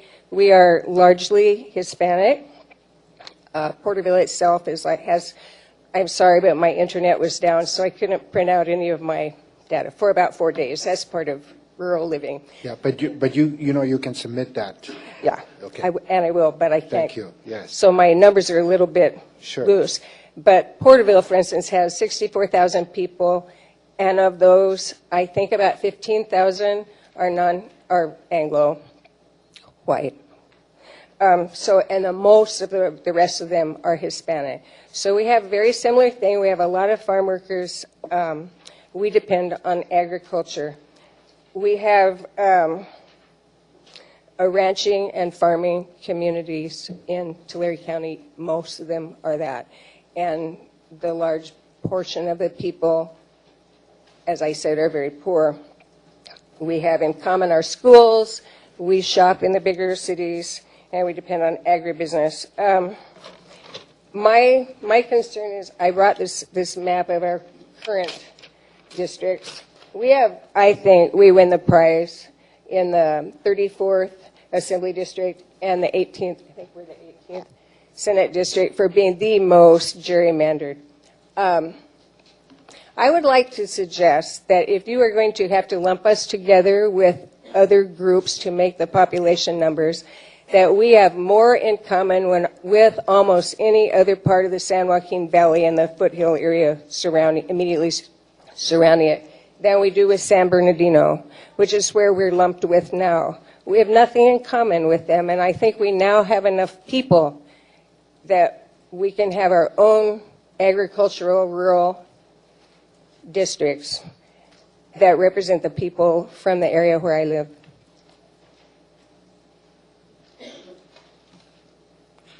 Yes, any questions from the commissioners? Thank you very much. Yes, Commissioner Baraba. I just wanted to alert you that for those of you who are interested in drawing maps, there is a facility in Fresno put up by the Irvine Foundation, which is set up to help people actually draw the maps using the same database that we'll be using. So for those of you who have all the same software that we would be using, so those of you who are interested in doing that, maybe you want to identify do we have the address here with us? It's Yes, Commissioner, it's in the toolkit, the guide. Yeah. I think it's page 10. Yeah, the guide has that information, and some of the what you see are consultants doing as far as manipulating maps and drawing districts and all that. That's what you can do yourself by going to one of these centers. They have assistants that will help you and guide you in doing your own maps. Okay, next speaker. Yes. Hi, my name is Aaron Robles, and I'm just here as an individual just to talk about, I live out in the southwest area, but I lived in Bakersfield all my life. As I said, for the past 15 years, I've resided in the southwest area, and I just, as you said, you're going to be looking at the Census Bureau numbers. I just wanted to let you know that in that area, there's been a lot of turnover and more diverse now than what originally was 10 years ago, which I'm glad you're looking at the lines now, because like I said, we're looking for new representation and just really want the people to have a voice and to be fairly represented. Because when I first moved there, we lived, it almost looked like an elderly community because we're the only young people. And now there's just, like I said, more minorities, more different cultures just coming in and out. And the overturn is just, great, like with the foreclosures and just different renters. And I understand that, Bakersfield split up in the way the lines are, and, I understand that the reasons that the VRA exists, and I just urge you to be fairly and, use the lines and to represent the community and for the people and to see that everyone's accounted for. Thank you. So Aaron, you're saying that the area west of 99 and perhaps south of what they call the Tungsten extension, kind of like Highway 58, that corner is what you're talking about? Yes. That area? Yes, sir. Okay. And that has changed, and the demographics have changed, so now you have more minorities in that area, and it's a more diversified area. Yeah, more next to younger family, working families, and like I said, we were the only working family. I was the only kid in the whole neighborhood at the time because there's nothing. It looked, like I said, it looked like an elderly community. But now, over the past 10 years, with some of the people being deceased and families just selling their houses or renting their houses, it's more. Like I said, it's more different people and more of a diverse community now. And that's a Cal State Bakersfield area, right? Around there? No, I live off of Stockdale Highway. Oh, yes. Old Stein Road. Yeah. All right. Question. Yes, ma'am. Is your area within the city limits of Bakersfield, or is it also defined as some of these smaller communities? That I'm not sure of. I didn't get a chance to look into it. Okay. Thank you. Yes. Anybody else? Thank you, Aaron. All right. Next speaker.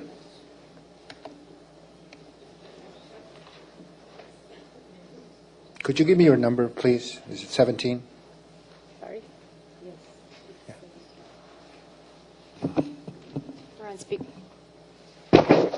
We're on speaker number 17. Thank you. Good evening. My name is Delia Dominguez. I am Katanamak and Yalamni Tejon Indian. Following our family's eviction from the Sebastian Indian Reservation on the Tejon Ranch lands in the 20s, our family relocated to the east-southeast Bakersfield area. After World War II, my uncle purchased our property at 115 Radio, which is located in east-southeast Bakersfield.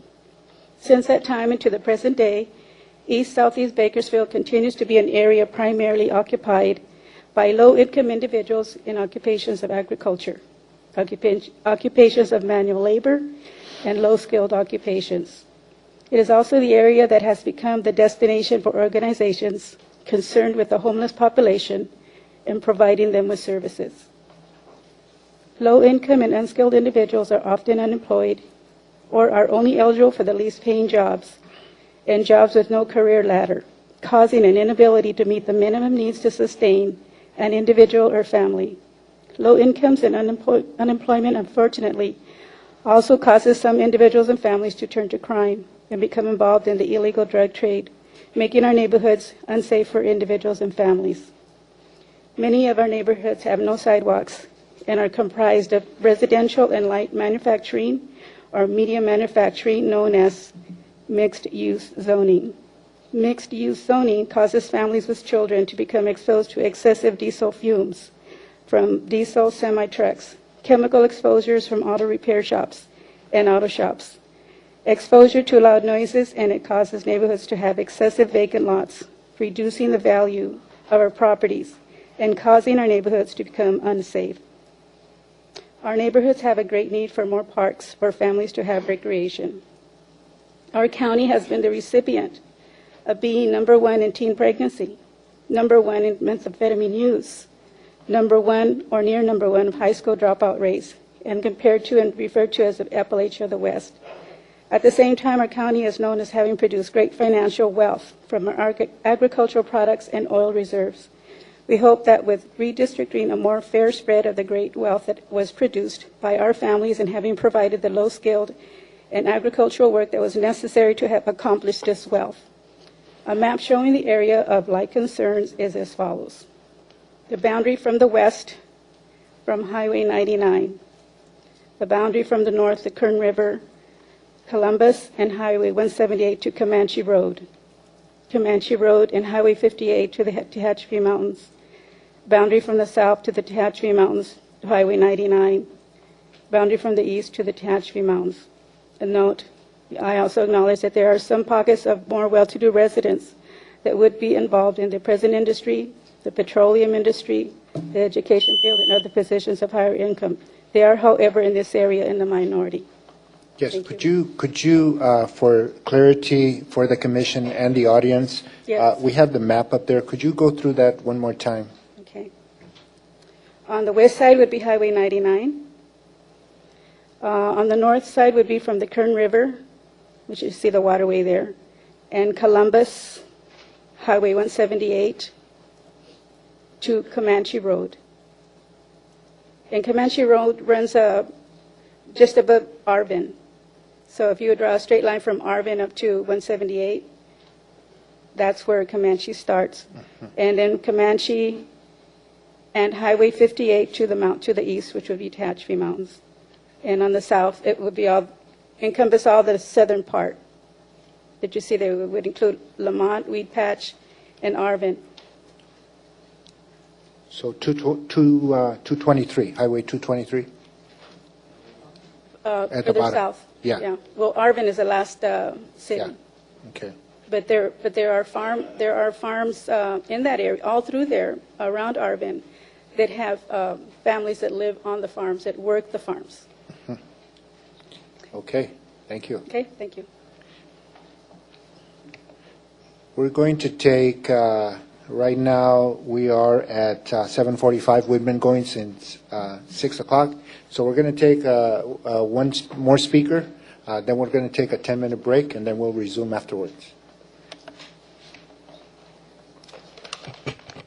Thank you very much. My name is Luis Medina. I'm here as an individual, but I'm here also as a person who works with Kern County's homeless community, the majority of which is concentrated in southeast Bakersfield. And this is the homeless community, not just for Bakersfield, but for all of Kern County. The greater concentration of the homeless are in southeast Bakersfield, where there are 2 large shelters and other services for them. This is a shifting population. Of course, they're not often in the same place, but roughly they would be concentrated east of the 99 freeway, south of the Kern River, all the way to the east around Wheat Patch Highway, and southeast to include Arvin, Lamont area. My purpose for being here is just to make you aware that the magic number when it comes to counting the homeless in Kern County is between 1,400 and 1,500. That's the number of homeless that the last two homeless censuses in 2009 and the latest one in January of this year have yielded. Please also keep in mind that the homeless population is a very diverse community, especially in the current economy. They can no longer be stereotyped as single men with substance abuse or mental health issues. They are made up of veterans, single moms with kids, domestic violence victims, runaways, young adults who are emancipating from foster care, and many, many families who have lost homes in the mortgage and financial crises. They need services such as emergency shelter, affordable housing, job training so they can earn a living wage, public health insurance services, public transport, education, substance abuse services, of course, and veteran services. It's been mentioned by someone else who spoke earlier that Bakersfield is Grapes of Wrath country. It is the setting for Steinbeck's novel. Weed Patch is the camp which is between Lamont and Arvin. And poverty still exists for many in Bakersfield and Kern County as it did for Steinbeck's Jodes family. Please remember that no matter how the lines are drawn, the magic number to remember is between 1,400 and 1,500 counted in the last two censuses. And by HUD standards, that does not include families who are doubled up or couch surfing. I'm talking about only the people who were counted in shelters or on the streets. Thank you very much. Okay. Thank you very much. Commissioner Aguirre. Yes. Could I ask this last speaker, do you happen to know what the foreclosure rate is in this county? Well, it's very high, but there have been over, I think there have been over, there were over 7,000 foreclosures last year. Because I've looked, and that was similar in 2009. In 2008, it was higher, it was more than 8,000. So there's just a lot of foreclosures here in Kern County. Mm-hmm. Thank you. Yes. Thank you, Luis. Okay, with that, we're going to take a 10-minute break. I wonder if somebody can handle the thermostat. It's getting warm in here. Not because we're coming under some heat, it's just warm. Thank you very much.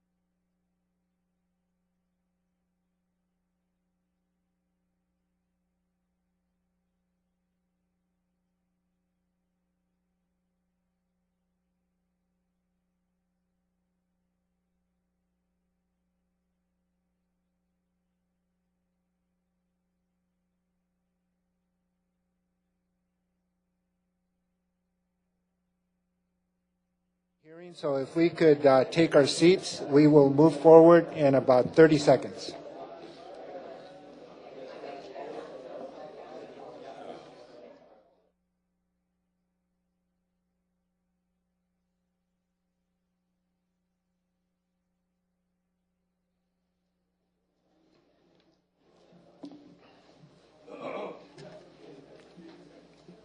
Perhaps, Lon, you might announce to the folks right outside the door that if they want to come in, we're going to get started right now.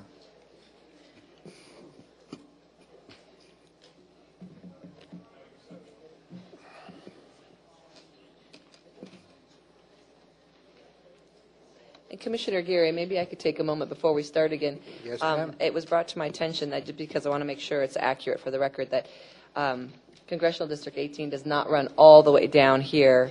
It does have a unique shape like many other ones, but this is actually the 20th district down here. So just for the record, as much as I loved hearing, I still love that richness, but it's nice to know there's other issues for both districts on both ends, so I'd like to correct that to make sure. Yes, thank you for that clarification. Certainly the record must be absolutely correct. Thank you.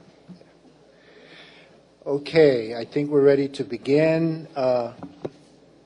Commissioners, all right? Thank you. I still would call on, if we have somebody that can handle the thermostat, maybe put the air conditioner on. It's warm. We're going to start rolling up our sleeves right now. So thank you. We're on speaker 19. Okay, Yes. number 19. Yes, sir. I need to be quick. I hope my wife doesn't see the TV cameras. She'd kill me. I only expected to come listen, but I grabbed one of the numbers, and I do want to speak. My name is Larry Hallam. I'm 67 years old. My dad and mom are migrant farm workers from the Dust Bowl area. They settled in Arvin in 1937. I went to Arvin, Bakersfield College, University of Oklahoma, came back, went to Fresno State Extension, and Bakersfield College when it started. I've been teaching at Arvin since 1966, only to serve my time in Vietnam and then came back. I chose to come to Arvin, and I chose to be there, and I still am there. I still work with the We the People competition, and Arvin does have excellent students. We, in 2007, got second place in the state of California in the constitutional competition. We do have rocket scientists out there. We just don't have as many as some other places at one time. My thesis is this. If you show the map of Kern County, I believe that that is or should be your congressional district, the county of Kern. When I went to Bakersfield College, we were renegades. Whether you came from Taft, and I played with the boys up there, Shafter, Arvin, whatever, it is Kern County. And there is such a feeling of Kern County. Right now we're building the Wall of Valor. We are getting input from Taft. They're having a special May 6th day. Then they're raising money because they lost 100 boys since World War I. We're getting money from Ridgecrest, from Delano, etc. My point would be that Kern County should be your congressional district. The thing that I would say is so terrible right now is I worked in the election in 2010, and I tried to get to Dos Palos. That is, Two Sticks is the end of the district. I only got as far as Lemoore and Hanford to work for my candidate, and I spent my time in Arvin and Lamont because that's where I am. I really believe your problem is going to be, at least for a congressional district, is to see where you take part of it away from either the far west. We don't consider Paso Robles. No one that you see would say Paso Robles is a part of Kern County or that contiguous area. We would be more related to either Inyo Kern, Isabella, that area, and south to Arvin, etc., and then north to Delano. Even Bakersfield College has satellites in Delano. They have Cerro Coso out in Ridgecrest. They have a college at Porterville, and they're trying to get one in Arvin. So I consider myself to be a guy from Kern County. I live in Bakersfield now, but I've taught at Arvin. My car automatically goes to Arvin. So I teach the children that you've heard. I had a Mesteco little girl that wanted to be on the team, and she didn't make it. She said, Mr. Hallam, when I came here in 6th grade, I didn't speak English. I didn't speak Spanish. I spoke Mesteco. But they taught me Spanish to teach me English. And now, Mr. Hallam, I am the #1 French student at Arvin High School. And I want to be on your team, Mr. Hallam. Wow. And Mr. Hallam, remember this, 4'10" of all of her little pigtails. She said, Mr. Hallam, I won't let you down. She made the team. Thank you very much. Yeah. And we promise to give you a pass for your wife if you need it. Hi, good evening, Commissioners. My name is Caitlin Halsey. I am currently a student in the credential program at the Bakersfield campus of University of Laverne. Came back to Bakersfield from Los Angeles to find employment, was very happy to find some, so that's always exciting. The reason I'm here is I respectfully ask that the Commissioners remember that we are united, and that while communities of interest are something that need to be recognized and respected, that there are special interest communities here this evening. I perceive, or I feel that Kern County needs to be viewed as a whole physically.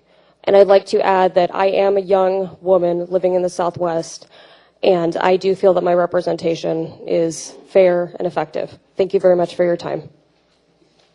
Thank you very much, Caitlin. Number 21.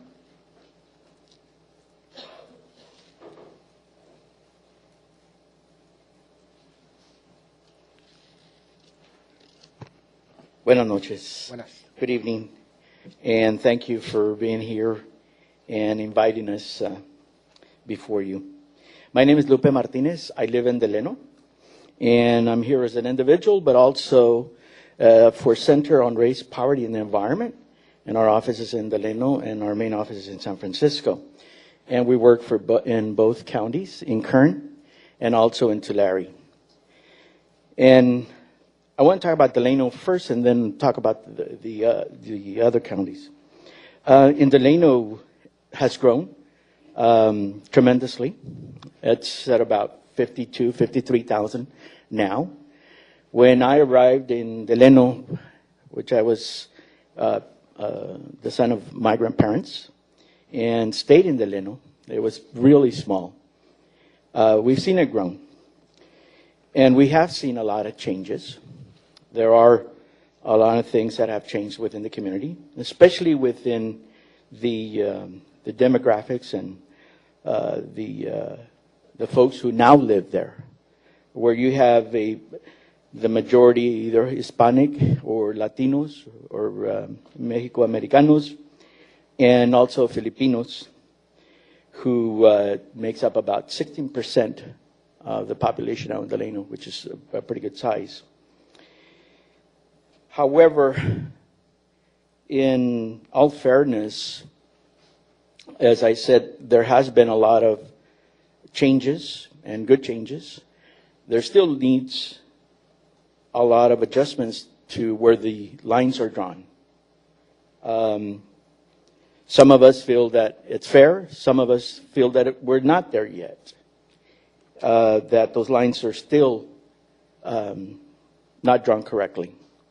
As we've heard before with the communities, Shafter, Wasco, Arvin, Lamont, Weed Patch, and all those communities, there's also to the north in Tulare County, some other communities that are extremely similar to those communities. I'm talking about Allensworth, Alpo, Ducor, where these communities don't have any sewer lines, they don't have any sewer systems, they don't have sidewalks and no lights. And so when you wonder about where the lines have been drawn, somehow they've been left out also. There was a question before is how do we come up with the numbers?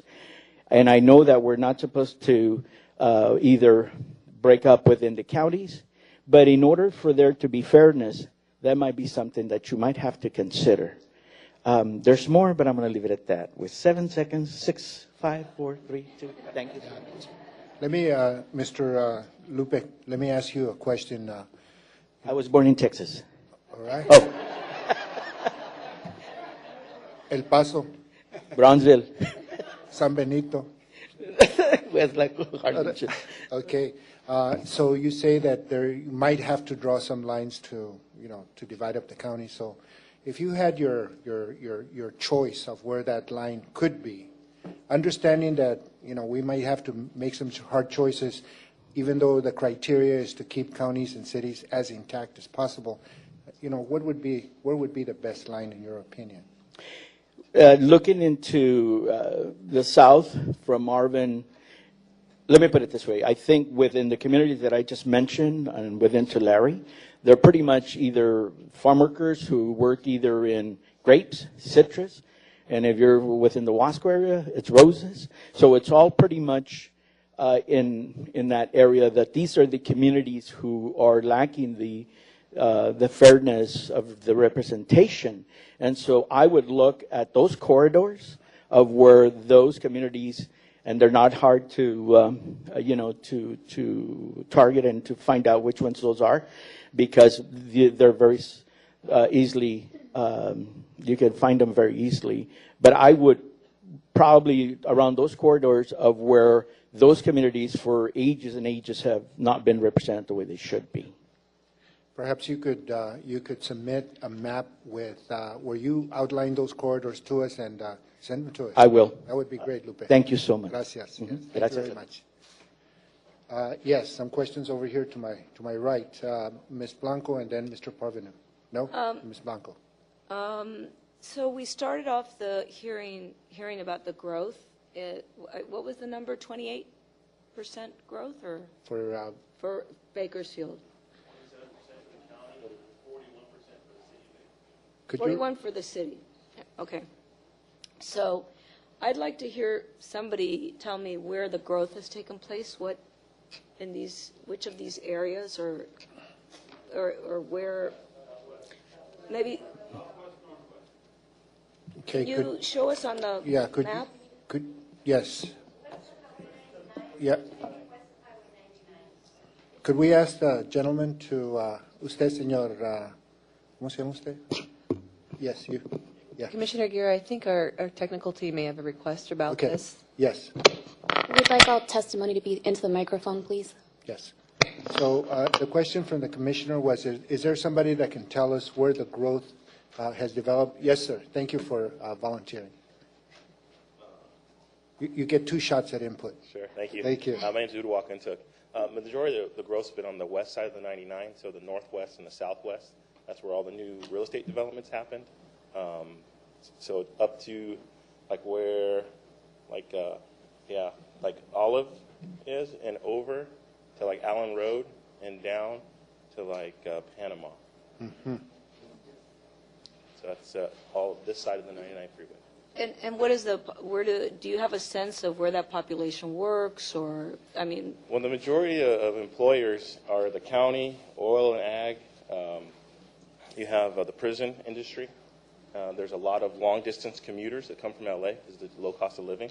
So you have people who drive 2 hours in LA versus sitting on the 405 for 2 hours.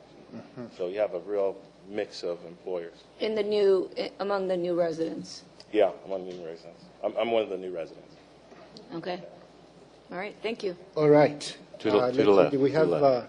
yes, Mr. Ontai? One more question, sir. If you can come back up. So this growth, is it primarily through new subdivisions, or? I think it's a combination of low cost of living and employment opportunities. So like myself, I'm a technical professional, Generation Y. There's a large population of highly educated technical professionals that I think fill the gap with the local education system not able to do. So you have a lot of college-educated and advanced degree geologists, engineers. Like I'm a petroleum engineer with Chevron, and I moved here because of the job and because of the cost of living. And I'm originally from Long Beach in LA County, and that's the reason I came. And I know quite a few 100 other people had a similar experience from all over the country. But this particular area of growth, it's primarily because of new homes? New homes, you're near, the Cal State is there, so you have a lot of students, also new students from around the state that come in. But it's affordable and it's new. So a lot of times when you come, the companies will tell you, just stay on this side of the 99 freeway, wherever you want to live. Don't go on the east side of 99 freeway. So there's been some prodding from the different employers. Uh-huh. Yes. Okay. Thank you very much. Yes. Yeah. We have. Yes, sir. Could you had some comments to add? Yeah. My name is Vincent Aragosa. I used to be a city planner for Bakersfield. The residential development boom is basically the reason why people moved here. I believe at one time we were averaging between 3 to 5,000 permits, residential permits per year. And this was like mid-2005 all the way to 2007 or 8, then obviously the bust. And it's not only the southwest, northwest, it's the northeast. And if you look at the boundaries where the track maps are, or some of the track maps have been developed, some are not. They're just pending, tentative maps. But it predominantly is from the mouth of the canyon, which is Kern County, Canyon, Kern River, all the way to Interstate 5. So that's basically the direction, with a lot in the northwest, which is the Rosedale area. And unfortunately, a lot of that area now, there's vacant homes, there's foreclosures, and unfortunately some of the developers did belly up. So even though they have tentative track maps, they don't have any plans in the near future to develop. They're on hold. Existing neighborhoods, there has been some infill development, some revitalization, yes, southeast a little bit, downtown, Central Park, redevelopment areas. We brought in more folks, a lot of affordable housing. And but predominantly those three areas, the southwest, northwest, and northeast, has been the driving residential force for the population increase. Thank you very much. Thank you very much. Yeah. Yes, sir. This is Speaker 22. Yes. I'm Roy Malachowski. I just want to give a kind of a quick overview of the county. East Kern, That's basically the census tracts, the 53 to 59 area census tracts. I'm sorry I'm doing it that way. That could almost more appropriately be part of a mythical Antelope Valley County if one were to be put together, along with Palmdale and Lancaster, because I think it has a great deal more connection with that area than it does with the rest of Kern County. It's the least typical part of it. It's part of the Lahontan Basin. Yeah, could you point out for us on the map about what area you're talking about? Okay. Do you see where Inyo County is? And if you draw a line down from there, kind of add an angle to that 138 symbol, that sign, that symbol, just draw it straight down a little bit to the west of 14. Not that far. Just a parallel to 14, a little to the west of it, just straight on down. Okay, keep going. And then you cross over, that's around Mojave, keep going, and a little bit over to the west now. Move it over toward the west. That's that area. Okay, that's East Kern. Okay? The second one is the Tehachapi-Kern Valley. That's kind of, in a sense, a penumbra. It's not really part of the agricultural valley or anything like that. It's about 50 or 60,000. It's perhaps most nearly similar to areas like Acton, Lake Hughes, other areas like that in Canyon Country and that in the Los Angeles County, even though it is part of Kern. Metro Bakersfield is about maybe 490,000, 500,000 people. The last census, it was about 60% of it was in the city limits of Bakersfield. Now it's closer to 70%. Most of the growth has been within what has been incorporated in the city. So that's part of the anomaly. And then finally, the last part of the Tehachapi-Kern Valley, I'm referring there to tracts 60, 61, and then the 52s. Those are the census tracts in that what I call the penumbra. Metro Bakersfield is the tracts 1 through 32 with all the little decimal points that they have, and then all of the 38s, and I think 51.02, I'm not sure. And that is Metro Bakersfield, and it really kind of is a community of interest despite all of the sub-communities that there are, fuzzing off perhaps most in the southeast area where the largest Latino population is. Finally, there's the rest of the county, which is maybe about 200,000 people. That's the census tracts 33 on up to 50, except for the 38s. And that is all of those areas, Arvin, Lamont, Weed Patch. Those are the 60 to 62. That's the other part of the West Kern. Okay, and all of that is an area where it's the agricultural workers, the oil fields, the area that might more appropriately be included in an area that would also include Kings County or Tulare County or parts of either of those. But it really is a sort of a separate run from Metro Bakersfield. That's a kind of a rough one. There, the lines end up getting shaded a certain amount, but I just wanted you to get a picture of what I think that there is and how it transacts with the rest of the counties. Yes, any questions? Yes, Mr. Julio. And this may be for you as a speaker or others that are here. You bring up a good point about some of these other parts of Kern County, and I'd be curious to know, not that you want to speak for them, but maybe if anyone feels that they feel comfortable in telling us how you think they might even identify themselves. We're here looking at a regional level, so I'm curious as to how some of these areas, the Mojave, the original line you drew from the top of Inyo down, do you think those individuals in this county would more identify with the eastern, with other county, or do they feel like they would say? But one thing is a lot of their services they get out of Lancaster and Palm. So their service. Certainly a lot of the shopping has to be down there. Ridgecrest not so much because Ridgecrest is sort of isolated, but Ridgecrest is even more isolated from here. It's 110 miles to Bakersfield from Ridgecrest. It is about maybe 70 or 80 to Palmdale, Lancaster. Okay. Thank you. And again, if there's anyone else in the public that feels, I don't know if there's representatives here that might speak to some of those other communities, or if you might feel like at some point when it's your turn to maybe have some insight for us on the other parts of Kern, that'd be helpful too. But one thing you should understand is that the percentage growth in the county is probably pretty similar between Metro Bakersfield and the rest of the county. You don't hear as much about like Arvin, Lamont and that, but the growth has been big there. Not so much in terms of developments, but just in the crowding of the largely Latino population that has moved in there. Like Delano is, well here, it is 53,000, 2000 it had 39,000. A lot of them are inmates. A lot of inmates out there. It's about, I think the county's got about 20,000 inmates. Something like that. It's about 10% of the inmates in the state. Where? I'm sorry, where? There's about 4,000 or 5,000 in Tehachapi. There's, I think, pretty close to 10,000 in the two prisons up around Delano. There's about 5,000 around Wasco. I think there's a couple thousand down near Taft at the federal center. This doesn't count the county ones in that. Yes, Ms. Raya.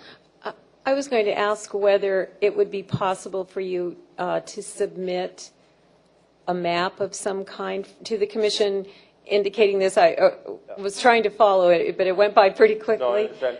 I will really try to do that. I think more in terms of census tracts. I used to work with Greater Bakersfield Legal Assistance, and I had to do a lot of kind of their sort of planning for them on various things, and so an awful lot of it just ended up around census tracts, and that really, though, divided around the communities, and that includes the rural people who just don't show up in these city populations, and that's part of the trap of it. Yes. And if you do them by census tracts, that'll be very helpful because that's what we're going to use. I will try to do that. Yes. All right. Thank you, Ron. Next speaker, please.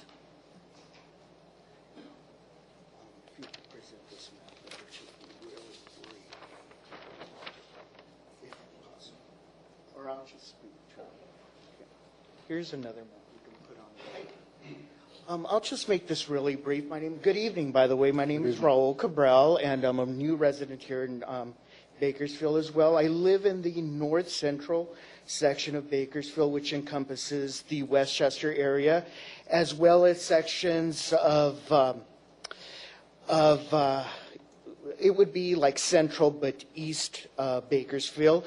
It's a very diverse community. It's Latino, African American, as well as, and that's why I came here, as well as the LGBT community, acronym for lesbian, gay, transgender community. And I feel that in our community here, there's really not a voice for us. If the lines get redone or redistricted, I would appreciate if you would take into consideration that one area. There is a small community, but we'd like to be just one voice. Another thing I want to indicate that I've noticed within our community is that most of the resources have been reallocated to other sections of the community. Either it be the, let's see here, like the Career Services Center where people could get retrained. It seems like it was taken to a different location. There was a homeless center called The Flood, which helped with hot foods for the homeless, as well as veteran housing or locations for veteran housing. And most of those places have also relocated. And I felt like there's been an abandonment. And I feel that our congressional district, which is the 22nd, Kevin McCarthy, since nobody really runs against him, he really doesn't come into the community and represent. I want to show the second map if possible. I want to indicate that it seems like District 20, it'll be the small. I've noticed that District 20, if you can see it,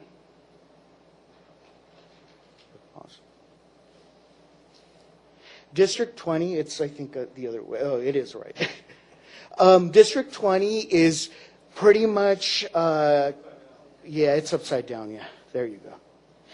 It seems like we've been donut holed, and it seems like the rest of the county is represented by one person, and it seems like it only comes down only to represent the Latino population, and I feel like the Latino population has grown to like 49.5%.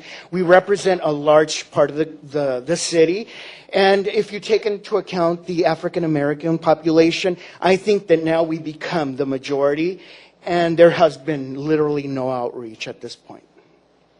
Could you comment on that little? Yes, if you look at the bottom, where that's pretty much representing just the east side of Bakersfield. So Latino area?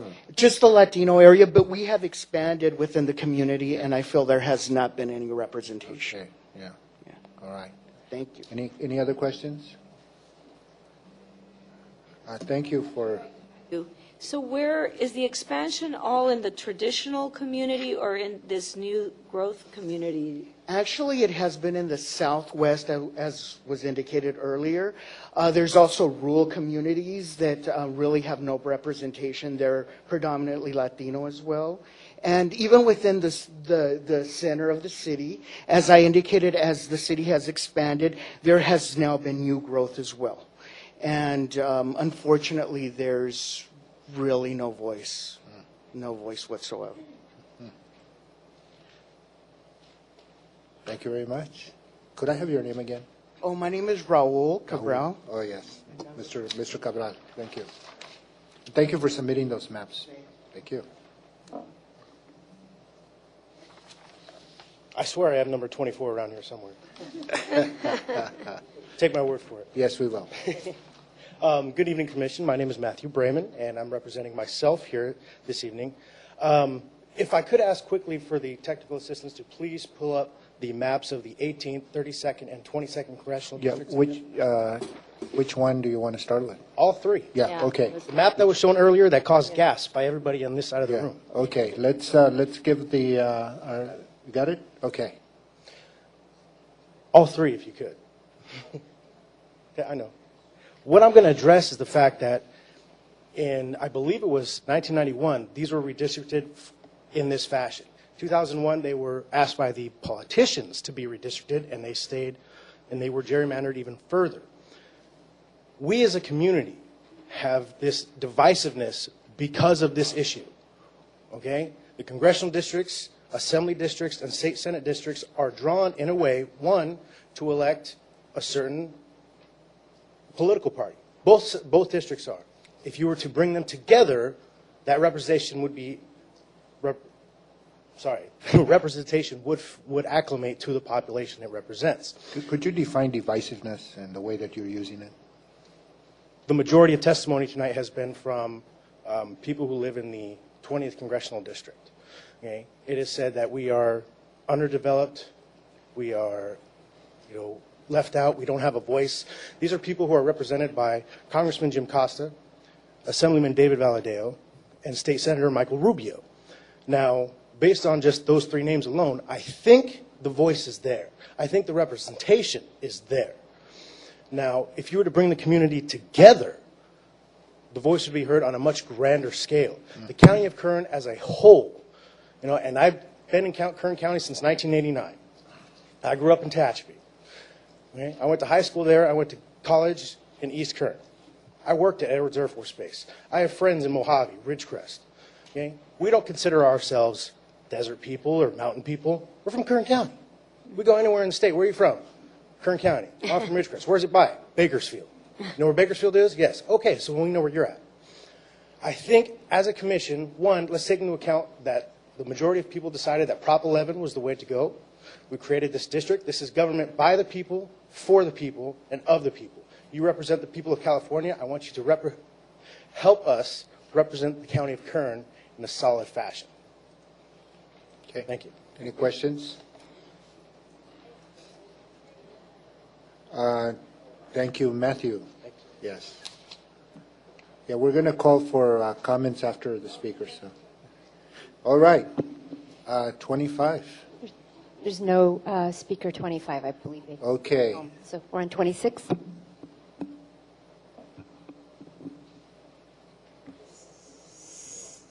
Speaker 27.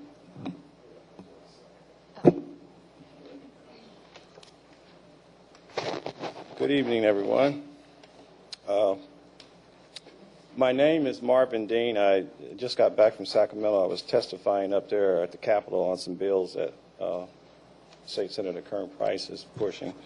And I was going to write some notes down, but I didn't do that, so I've made some bullet points I want to speak of. First of all, I'd like to say that I voted for and supported I think it was Prop 11 and 20 to create this commission.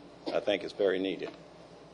I'd like to also say, before I get into my notes, is that the discussion goes back to when this country was founded. I think Benjamin Franklin, on one of them, they said, what type of government you have? And they said, it's a democracy, or the Republican democracy, if you can keep it. And that means that the citizens have to get engaged in the process. It's very important that we be engaged in the process. And by having an independent body that's going to look at drawing these districts. So I think it's very important. And what you're doing, I want to welcome you here. Again, I do represent an organization. I was an individual, single person, but then I recognized that in order to really have a voice, you should align yourself with other people that think similar to you so that you can voice your point of view as a group, as individuals. That group that I represent is called the San Joaquin Valley Black Minority Political Action PAC. It's a nonpartisan group, I want to say that. We're not pushing Republicans, Democrats, Independent. We're just citizens that are concerned and want to be engaged in the process.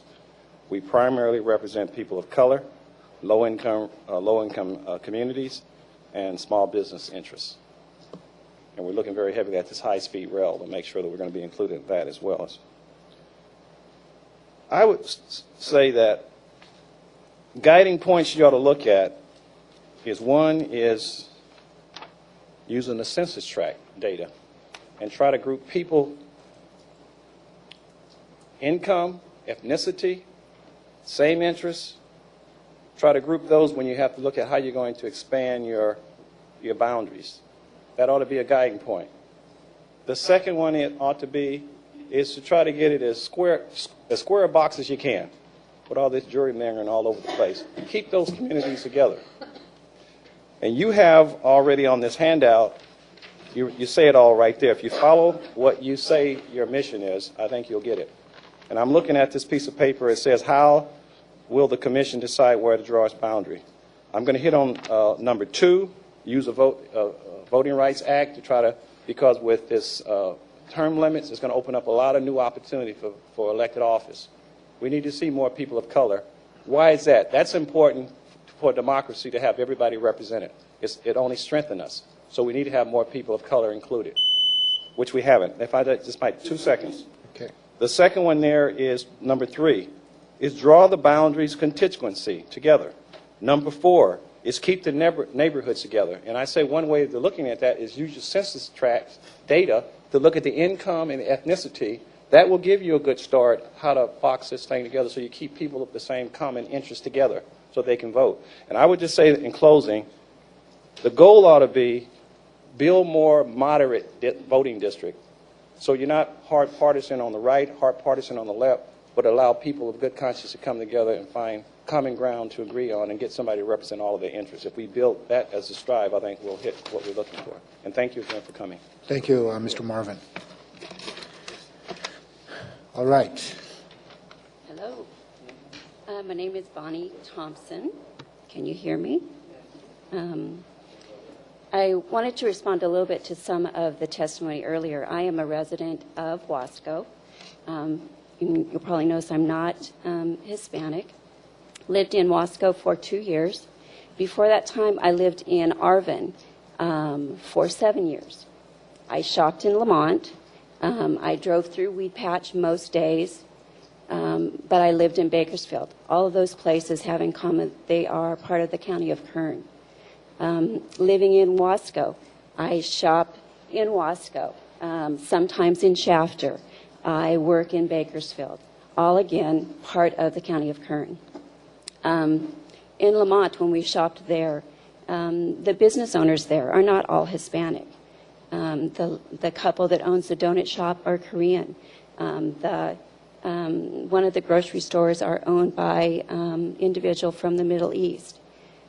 They're not all Hispanic farm workers. we raise horses, and there are a lot of people both in Wasco and Arvin and Lamont who have large pieces of property because that's the only place in Bakersfield or in Kern County that you can do that. So again, just because we live in those areas, I would not consider myself, like people farther up in the district of the 20th district. I consider myself part of Kern County. Thank you. Thank you very much. Okay, next speaker.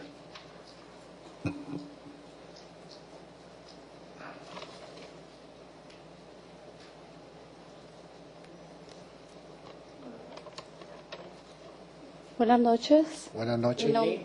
Mi nombre es María Hernández. Her name is Maria Hernandez. Vengo de la comunidad de Lamont. I come from Lamont. Vengo a dar testimonio I come to give testimony que por ser una comunidad de habla hispana, for being in a community of Hispanic.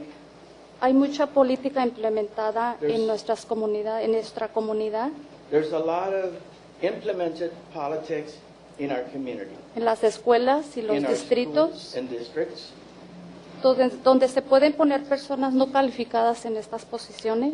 where you can probably set some folks who are not qualified in these positions. Board member por años que no les preocupa la educación de los niños. And of course, board members also who have been there for a long time who are not preoccupied because of the education of the children, Ni padres, nor parents, ni comunidad, nor community. y se las incorporan las comunidades.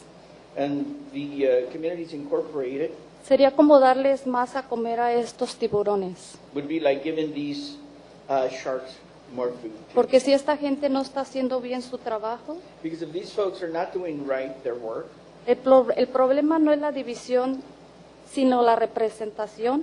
the problem is not the division, Y cambiar but the representation. los distritos no es la solución, Changing the districts is probably not the solution, sino tener buena representación de nuestro condado. Porque condado es condado y debe representar donde quiera que esté aquí, de But que to sea have- del condado. but to have good representation. And so, I'm sorry, the solution is not to La división. not to have the division, but to have good representation. And the No- solution is not the is to have good county representation. Tener buena representación. Gracias, tómenlo en cuenta. Please consider it. Thank you very much. Next speaker. Good evening. My name is Gonzalo Santos. I'm a professor at Cal State Bakersfield. I'm very glad that you exist. I think the real problem is that you have a system of representation that is literally kidnapped by collusion among two parties. And no matter how you cut it, no matter how you create those districts, we will continue to have a problem if the parties do not represent their constituents, and that is a problem you cannot solve. You have a responsibility to come out with fair definitions of communities of interest, and I'm here to tell you that from my perspective as a professor at Cal State, it's very obvious as an educator that my community of interest is the San Joaquin Valley, especially the southern San Joaquin Valley. And to create districts that go all the way to the coast, like we presently have, all the way to San Luis Obispo, is a travesty. Nobody from San Luis Obispo comes to Cal State Bakersfield. Our students come from the many towns that have been referred to tonight around Bakersfield. We serve the southern San Joaquin Valley. That is our community of interest. Please do not violate that. It's a cultural zone. When I go to LA, people refer to the San Joaquin Valley in historic terms, and they want to talk about the 60s. There's a tremendous cultural difference as you cross the Tehachapis and go into the LA area, or if you go to San Francisco. What you ought to think about is how can you retain the cultural unity of the entire San Joaquin Valley, from the very north to the Tehachapis in the south. And I would propose to you that a very simple way to approach it is it's all a unified agricultural zone. It's all a very, there's a sound going on. It's all a very unified economic zone, and it happens to be the poorest in California. So there's socioeconomic uniformities going on too. I would not split Bakersfield into pieces again. We did that. We actually forced it when Latinos were not being represented. Now that we're being represented, we don't need to break up the cities again. Please don't break up the cities. What we do need is to keep it within the valley. Keep the mountain zone on its own. Keep the coastal zone on its own. This is a big picture approach I'm adopting as opposed to neighborhoods and streets. For me, the most significant thing is that Cal State Bakersfield, being the only four-year institution in southern San Joaquin, actually has peoples coming to us from all the unified political districts we can. Thank you very much. Thank you, Gonzalo. Next speaker.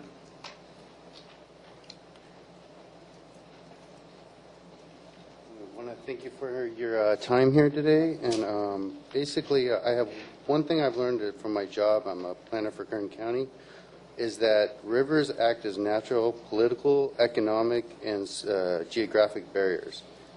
In Bakersfield, that barrier is the Kern River. I live in central Bakersfield. The downtown central area of Bakersfield has as little in common with Rosedale to the north, and as a result, different concerns are presented. Central Bakersfield has poorly maintained roads, underfunded schools, and crime rates that are far higher than the northwest of Bakersfield. Central Bakersfield deserves a chance to be represented by people who share the concerns of the constituents, and please consider locating any kind of border that you present at the Kern River, because it just makes sense. When you look at the way the development is over there, the way the development is here, you have older homes, you have smaller streets, and they're completely different places. And I say that to the last respondent. In regards to the East Kern AV area, I was a project of Antelope Valley College. I got my education there. I came to the Kern area because there was no education there. There were no opportunities there. And when I looked at Central Bakersfield, I said, look, I have a chance to get a government job, to have a future, to have a stake in this economy. And when I was over there, I didn't feel like I even was on the record. All right. Yes, Commissioner DiGiulio. I'm not going to let a planner of Kern County get away that easy. So I kind of going back to the question of the other aspects of the county. So having lived on the eastern side, where in your reflections do you think they identify themselves with? Do they identify with the eastern side? I certainly say it's more with Lancaster. It's more Lancaster. Palmdale. It's really, when you look, then you say Antelope Valley. You say Kern River area. You say Kern Valley. It's just natural. It's distinct. It's basically because the boundaries, the weather changes. I mean, as soon as you hit the boundary, you're hitting windmills. You're hitting open space. I mean, the clouds stop. I mean, it literally is a different area entirely that needs to have some kind of representation right now. And I hope maybe there's some people from eastern and western Kern County that are listening or watching, because I do think there are some. We see the geographic boundaries, but they're still being a part of the county. There's some decisions that will have to be made, and we hope to get input from those. But at the moment, I appreciate your insight into those areas. Thank you. Thank you for your time. Thank you very much. Next speaker.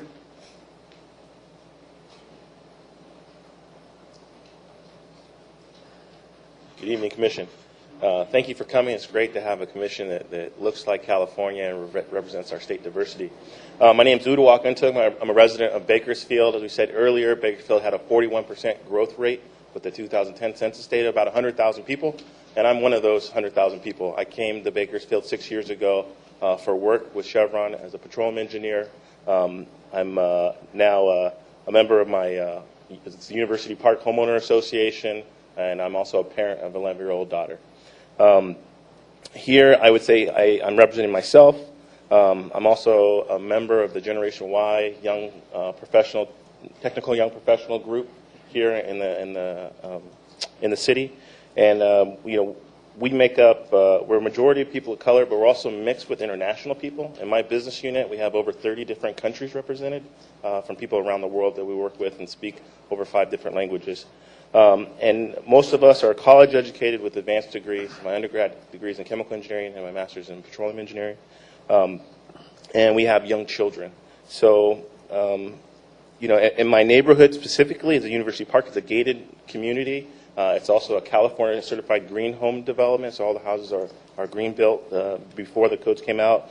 We're in close proximity to Cal State Bakersfield. We're near the Marketplace Shopping Center and Edwards Theater, and we're very close to the Riverwalk restaurants right nearby us. So our boundaries, I would say, of the Southwest, and I brought a map summarizing what I don't know if I can show it. Yes, we'll project that up on the screen. So I brought a map, and the boundaries of where I see the Southwest is, it's upside down, is going up to the north there of the Kern River. There's a new Highway 58 freeway or truction extension that's going there, to the 99 freeway down to Panama Lane and out to Allen Road. It's kind of the edge of the Southwest. And within my community, there's most of my neighbors are Latino, Sikh, other people of color. They're working professionals. We have a lot of long-distance commuters that come from LA County that are typically sheriff and fire department people who work 3 or 4 days on and then have 3 or 4 days off in the neighborhood. It's changed. 30 seconds. The Southwest changed dramatically. We've had a lot of new services and infrastructure, police department, fire department, police substation, a new health clinic. A lot of my neighbors have gone into foreclosure and lost their jobs. The economy is not very diverse. It's only oil, ag, and the prison industries. We're also right close to the 5 freeway, so we have a lot of exposure to the diesels. Kern County is out of compliance with the the Clean Air Act. We're the second worst air quality in the country. Forbes magazine just said we're the number 2 most toxic city in America. And I think you should keep our community together because we have a lot of shared parks. We share the Panama Buena Vista School District, and we're really focused around the CSU students and academic community right there in the Southwest. Thank you. Okay, yes, thank you. Thank you very much. Thanks for your help earlier, by the way. I just want to say one thing, that I didn't feel the local districts were reflective of the community. You have majority people of color, but you have majority baby boomer Caucasian males as our represented officials, and they have a very radical ideology. Okay.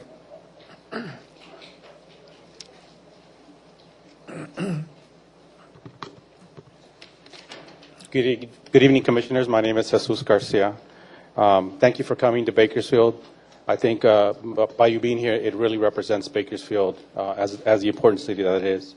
I'm a proud supporter of the 2 propositions that created this commission. One of the applicants who probably got deleted right off the bat. So, but you've been working so hard. I think I'm the winner here.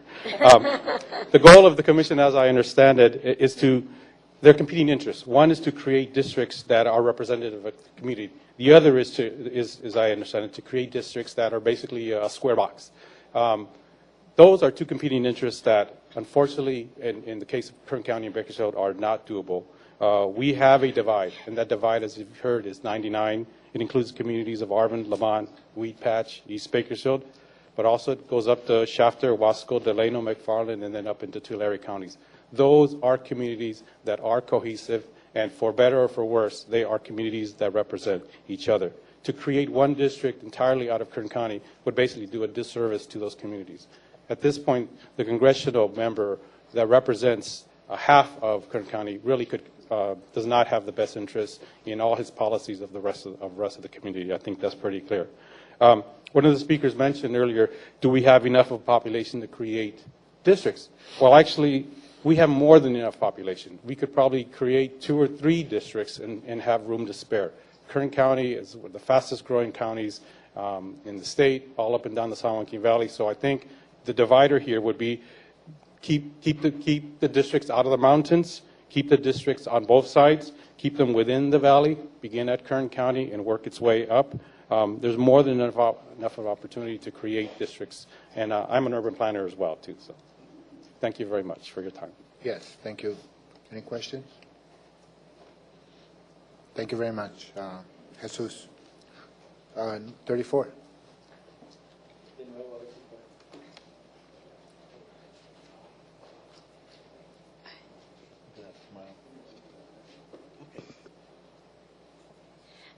Buenas tardes. Good evening. Mi nombre es Eufrosina Ordaz My name is Orsina Ordaz. y vengo de Lamón, I come from Lamont, donde tenemos varios problemas. where we have various problems. Uno de los cuales es el mal, perdón, Excuse me. la cual tenemos muchos problemas de fiebre del valle, We have a lot of problems such as valley fever, de asma, asthma, de cáncer, cancer, y lo que me da más tristeza son esas criaturas que padecen el cáncer porque son criaturas chiquitas y necesitan mucha ayuda. What makes me very sad is especially within the children who have that cancer and who are in need of such or have so many needs. Las personas adultas, también hay varias personas. A lot of the adults, Tenía la cuenta que eran como 110 personas, incluyendo niños. there was about 110, including children with cancer. 110. 110 with cancer. Y esto pues es por la mala calidad del agua con arsénico. This has to do probably with the bad water that we have that has arsenic. Drenajes y calles, drenajes y calles sin nombres, We have the bad sewer systems, streets that have no names, pagando los biles muy altos de agua. paying our utilities that are so high Y of water. ustedes saben que en el tiempo de diciembre, noviembre, mucha gente no tienen empleo, viven con lo poquito que ahorran y pues para pagar esos biles altos es un problema. And the folks who are unemployed around the months of November and December and to pay such high bills, I mean, they end up with a huge problem.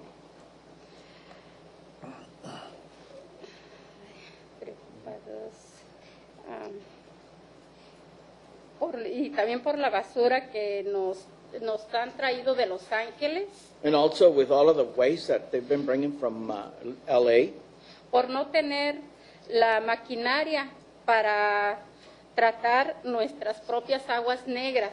and also having the difficulties of having to try to clean or to deal with the black waters.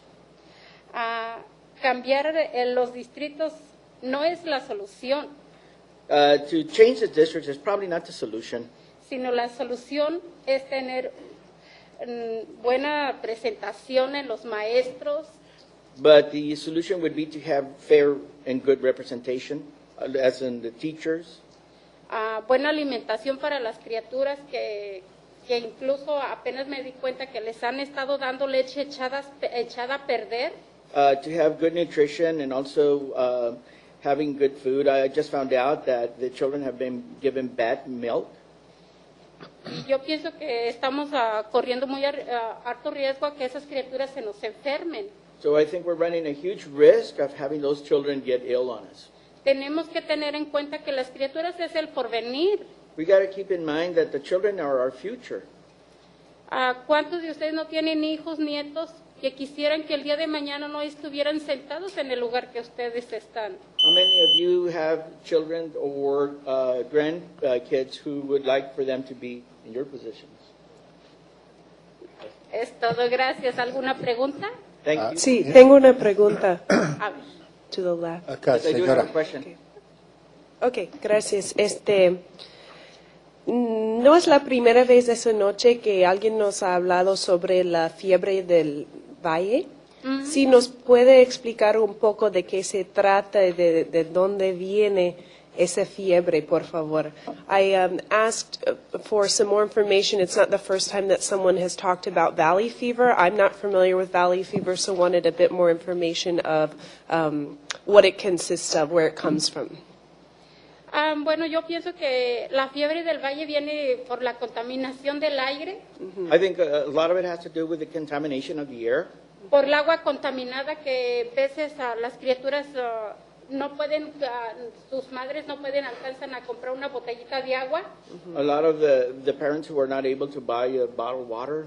y pues las criaturas se les hace fácil tomar agua de la llave. Children are, of course, would go and drink water out of the fountains. Otra cosa que, discúlpeme, que les quería comentar, también tenemos 2 parques en Lamón, en la cual están muy mal tratados. En un parque no tiene nada de luz y han pasado muchos accidentes. I forgot to mention this, but we also have 2 parks that have no lightings, and also where there's been already 2 accidents. Y yo pienso que pues la oportunidad es que ustedes nos ayuden a arreglar esos 2 parques. En el otro también no tenemos juegos para las familias que lleven a sus niños a distraer al parque que es el más cercano de Lamón. No tienen juegos, hay muchos hombres que están ahí jugando y todo. Yo pienso que esos hombres necesitan como una casa de hogar para que ellos mismos jueguen aparte y dejen el parque libre para las familias. Sí, pues gracias por sus comentarios, señora. Thank you for your comments. I would ask you, Lupe, to share with her that we can't really fix those problems. It's the elected representatives that will work on that. Y lo que está diciendo el señor Aguirre es de que desgraciadamente ellos no son para arreglar los asuntos, sino que serían las personas, la representación de la que se está pidiendo para tratar con esos asuntos. Muchas gracias. Sí, muchas gracias. Yeah, thank you very much. Could we have, yes. Gracias, señora Ordaz. Not an expert by any means, but what I understand from valley fever is that it's a spore that's common to this area because of it's common to desert areas, so also in like the deserts of Arizona and Chihuahua, Mexico, and it's a spore that people breathe in, and then it gets into the lungs and creates a chronic illness. And it's. Would you like to add on to that? Yeah. Okay, go for it. Yes, and of course in the valley, that's why it's called the valley fever. Especially we have hot spots. The prisons right now in Delano, which I forgot to mention about the prisons, there was an escalation of population there. They're also on hotbeds in itself. It's a fungus, and it gets into your body, and then it can attack the different, especially within the lungs, but it can attack any of the organs. I know that personally. My son suffered with the valley fever when he was very young, and it's a very, very traumatic, and if it's pretty acute, then it becomes real life-threatening in itself. But it's a fungus, it's in the ground, and if the ground is soiled or it's moved, those hot spots, then it can be airborne, and then on the air, you can get it from there. Yes, I recall that in that earthquake on Martin Luther King Day a few years ago, it shook the area, and there were lots of instances of valley fever after that. And I was going to add that because of the growth here, the prisons that have been built here in the valley, in particular in Kern County, and because of the urban sprawl and all the building in the northwest and the southwest, the digging of the oils, that releases all these spores into the air, and we have really high wind gusts that just come all through the west side of the valley, and they go, and being surrounded by the mountains, Arvin and Lamont in that area, the winds come north through the west and the southwest where all that building it has happened, and it brings all those spores to the southeastern areas of Kern County. Wow. Thank you for that information. ¿Está bien, Con? Sí, está bien, gracias. Okay, number 35.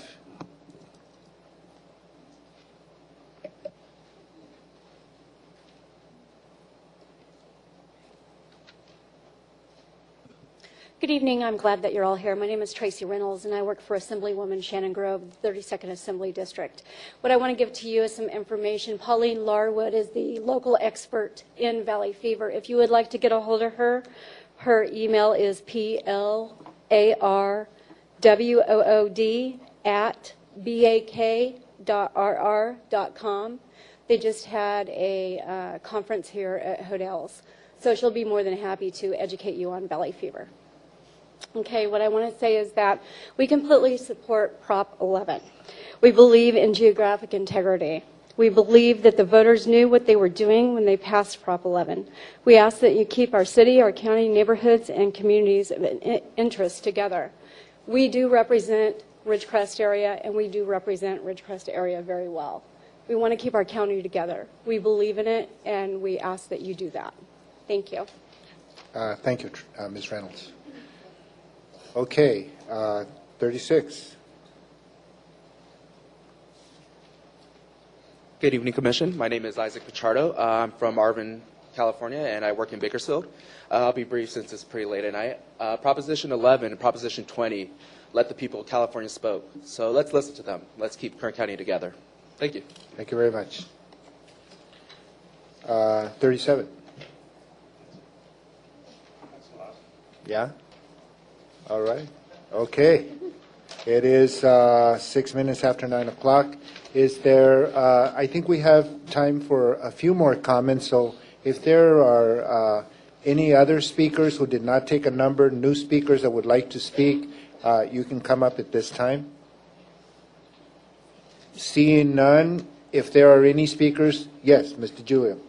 I'm just curious before we move on, because I've heard it mentioned a couple times is the prison facilities. Yeah. Do we have the capability to look at Kern County and where those are? Just I'd like to see.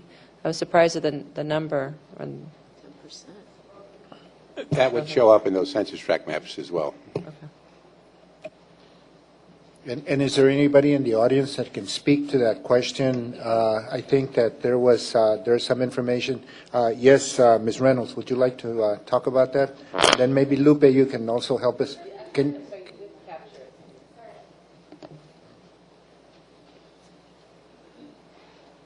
There's prisons in Taft, Wasco, Delano, McFarland. There's some systems here in Bakersfield. We have a county jail off of Laredo Highway, considered Bakersfield. I'm curious. Tehachapi, we have a prison in Tehachapi as well. I don't know the capacity of each one of the prisons, but those are the areas where we have prisons. I'm curious, what is the percentage of what is the economy base for Kern County in terms of employment as well, too? I don't have that information on me. I can get it for you. Yes, the issue of prison populations and how they should be considered in redistricting is a question that we've discussed, although we are not at this time prepared to offer a definitive answer on how that will happen, whether that will happen or how that will happen. But certainly there are some small communities with a large number of inmates that sometimes double the population, sometimes exceed the population of that town. So do any other commissioners would want to speak to that question? Or yes, yes, Mr. Julia, you're pointing somewhere. I think she's pointing to me. All right. Commissioners, would you like us to go through area by area? What we're showing right now is the prison near Delano. They are in Delano. I'm sorry? They are in Delano. Okay. There's two in Delano, two state prisons. Okay. So there's no way to individually put them on the map at this point? You have to be zoomed in pretty close to be able to see them. Okay. They're on Cecil. Yes, could you step up to the mic, Lupe? They're on Cecil Avenue, and it's on the west side, and they're across from each other. Yeah. Does that look right to you, sir? Right around, is that Cecil? I'm sorry. I ain't got my glasses on. Is there a name on there? No, there's no name. Yeah, that looks about right. Do you know about what the inmate population is, the numbers? Close to about 8,000 right now, between both of them. Yeah. On both? Yeah. For okay. both of them. All right. So, sir, that is Cecil, you were asking? That street? They are on Cecil. Right, so that street that the arrow is on right now is Yes, the and Cecil? past Melcher Road, and it's about a half a mile from Melcher Road. Yes, Welcher is over on the Mm-hmm. right. Commissioners, do you want us to show you Wasco as well? I just thought that if you had an opportunity to put them on the map, we could see in the county whole, but we can look at this issue later. But I just was curious if we had the capability to look at it in the whole county, so no, not at this time. Okay, thank you. Okay. Yes, Commissioner Blanc.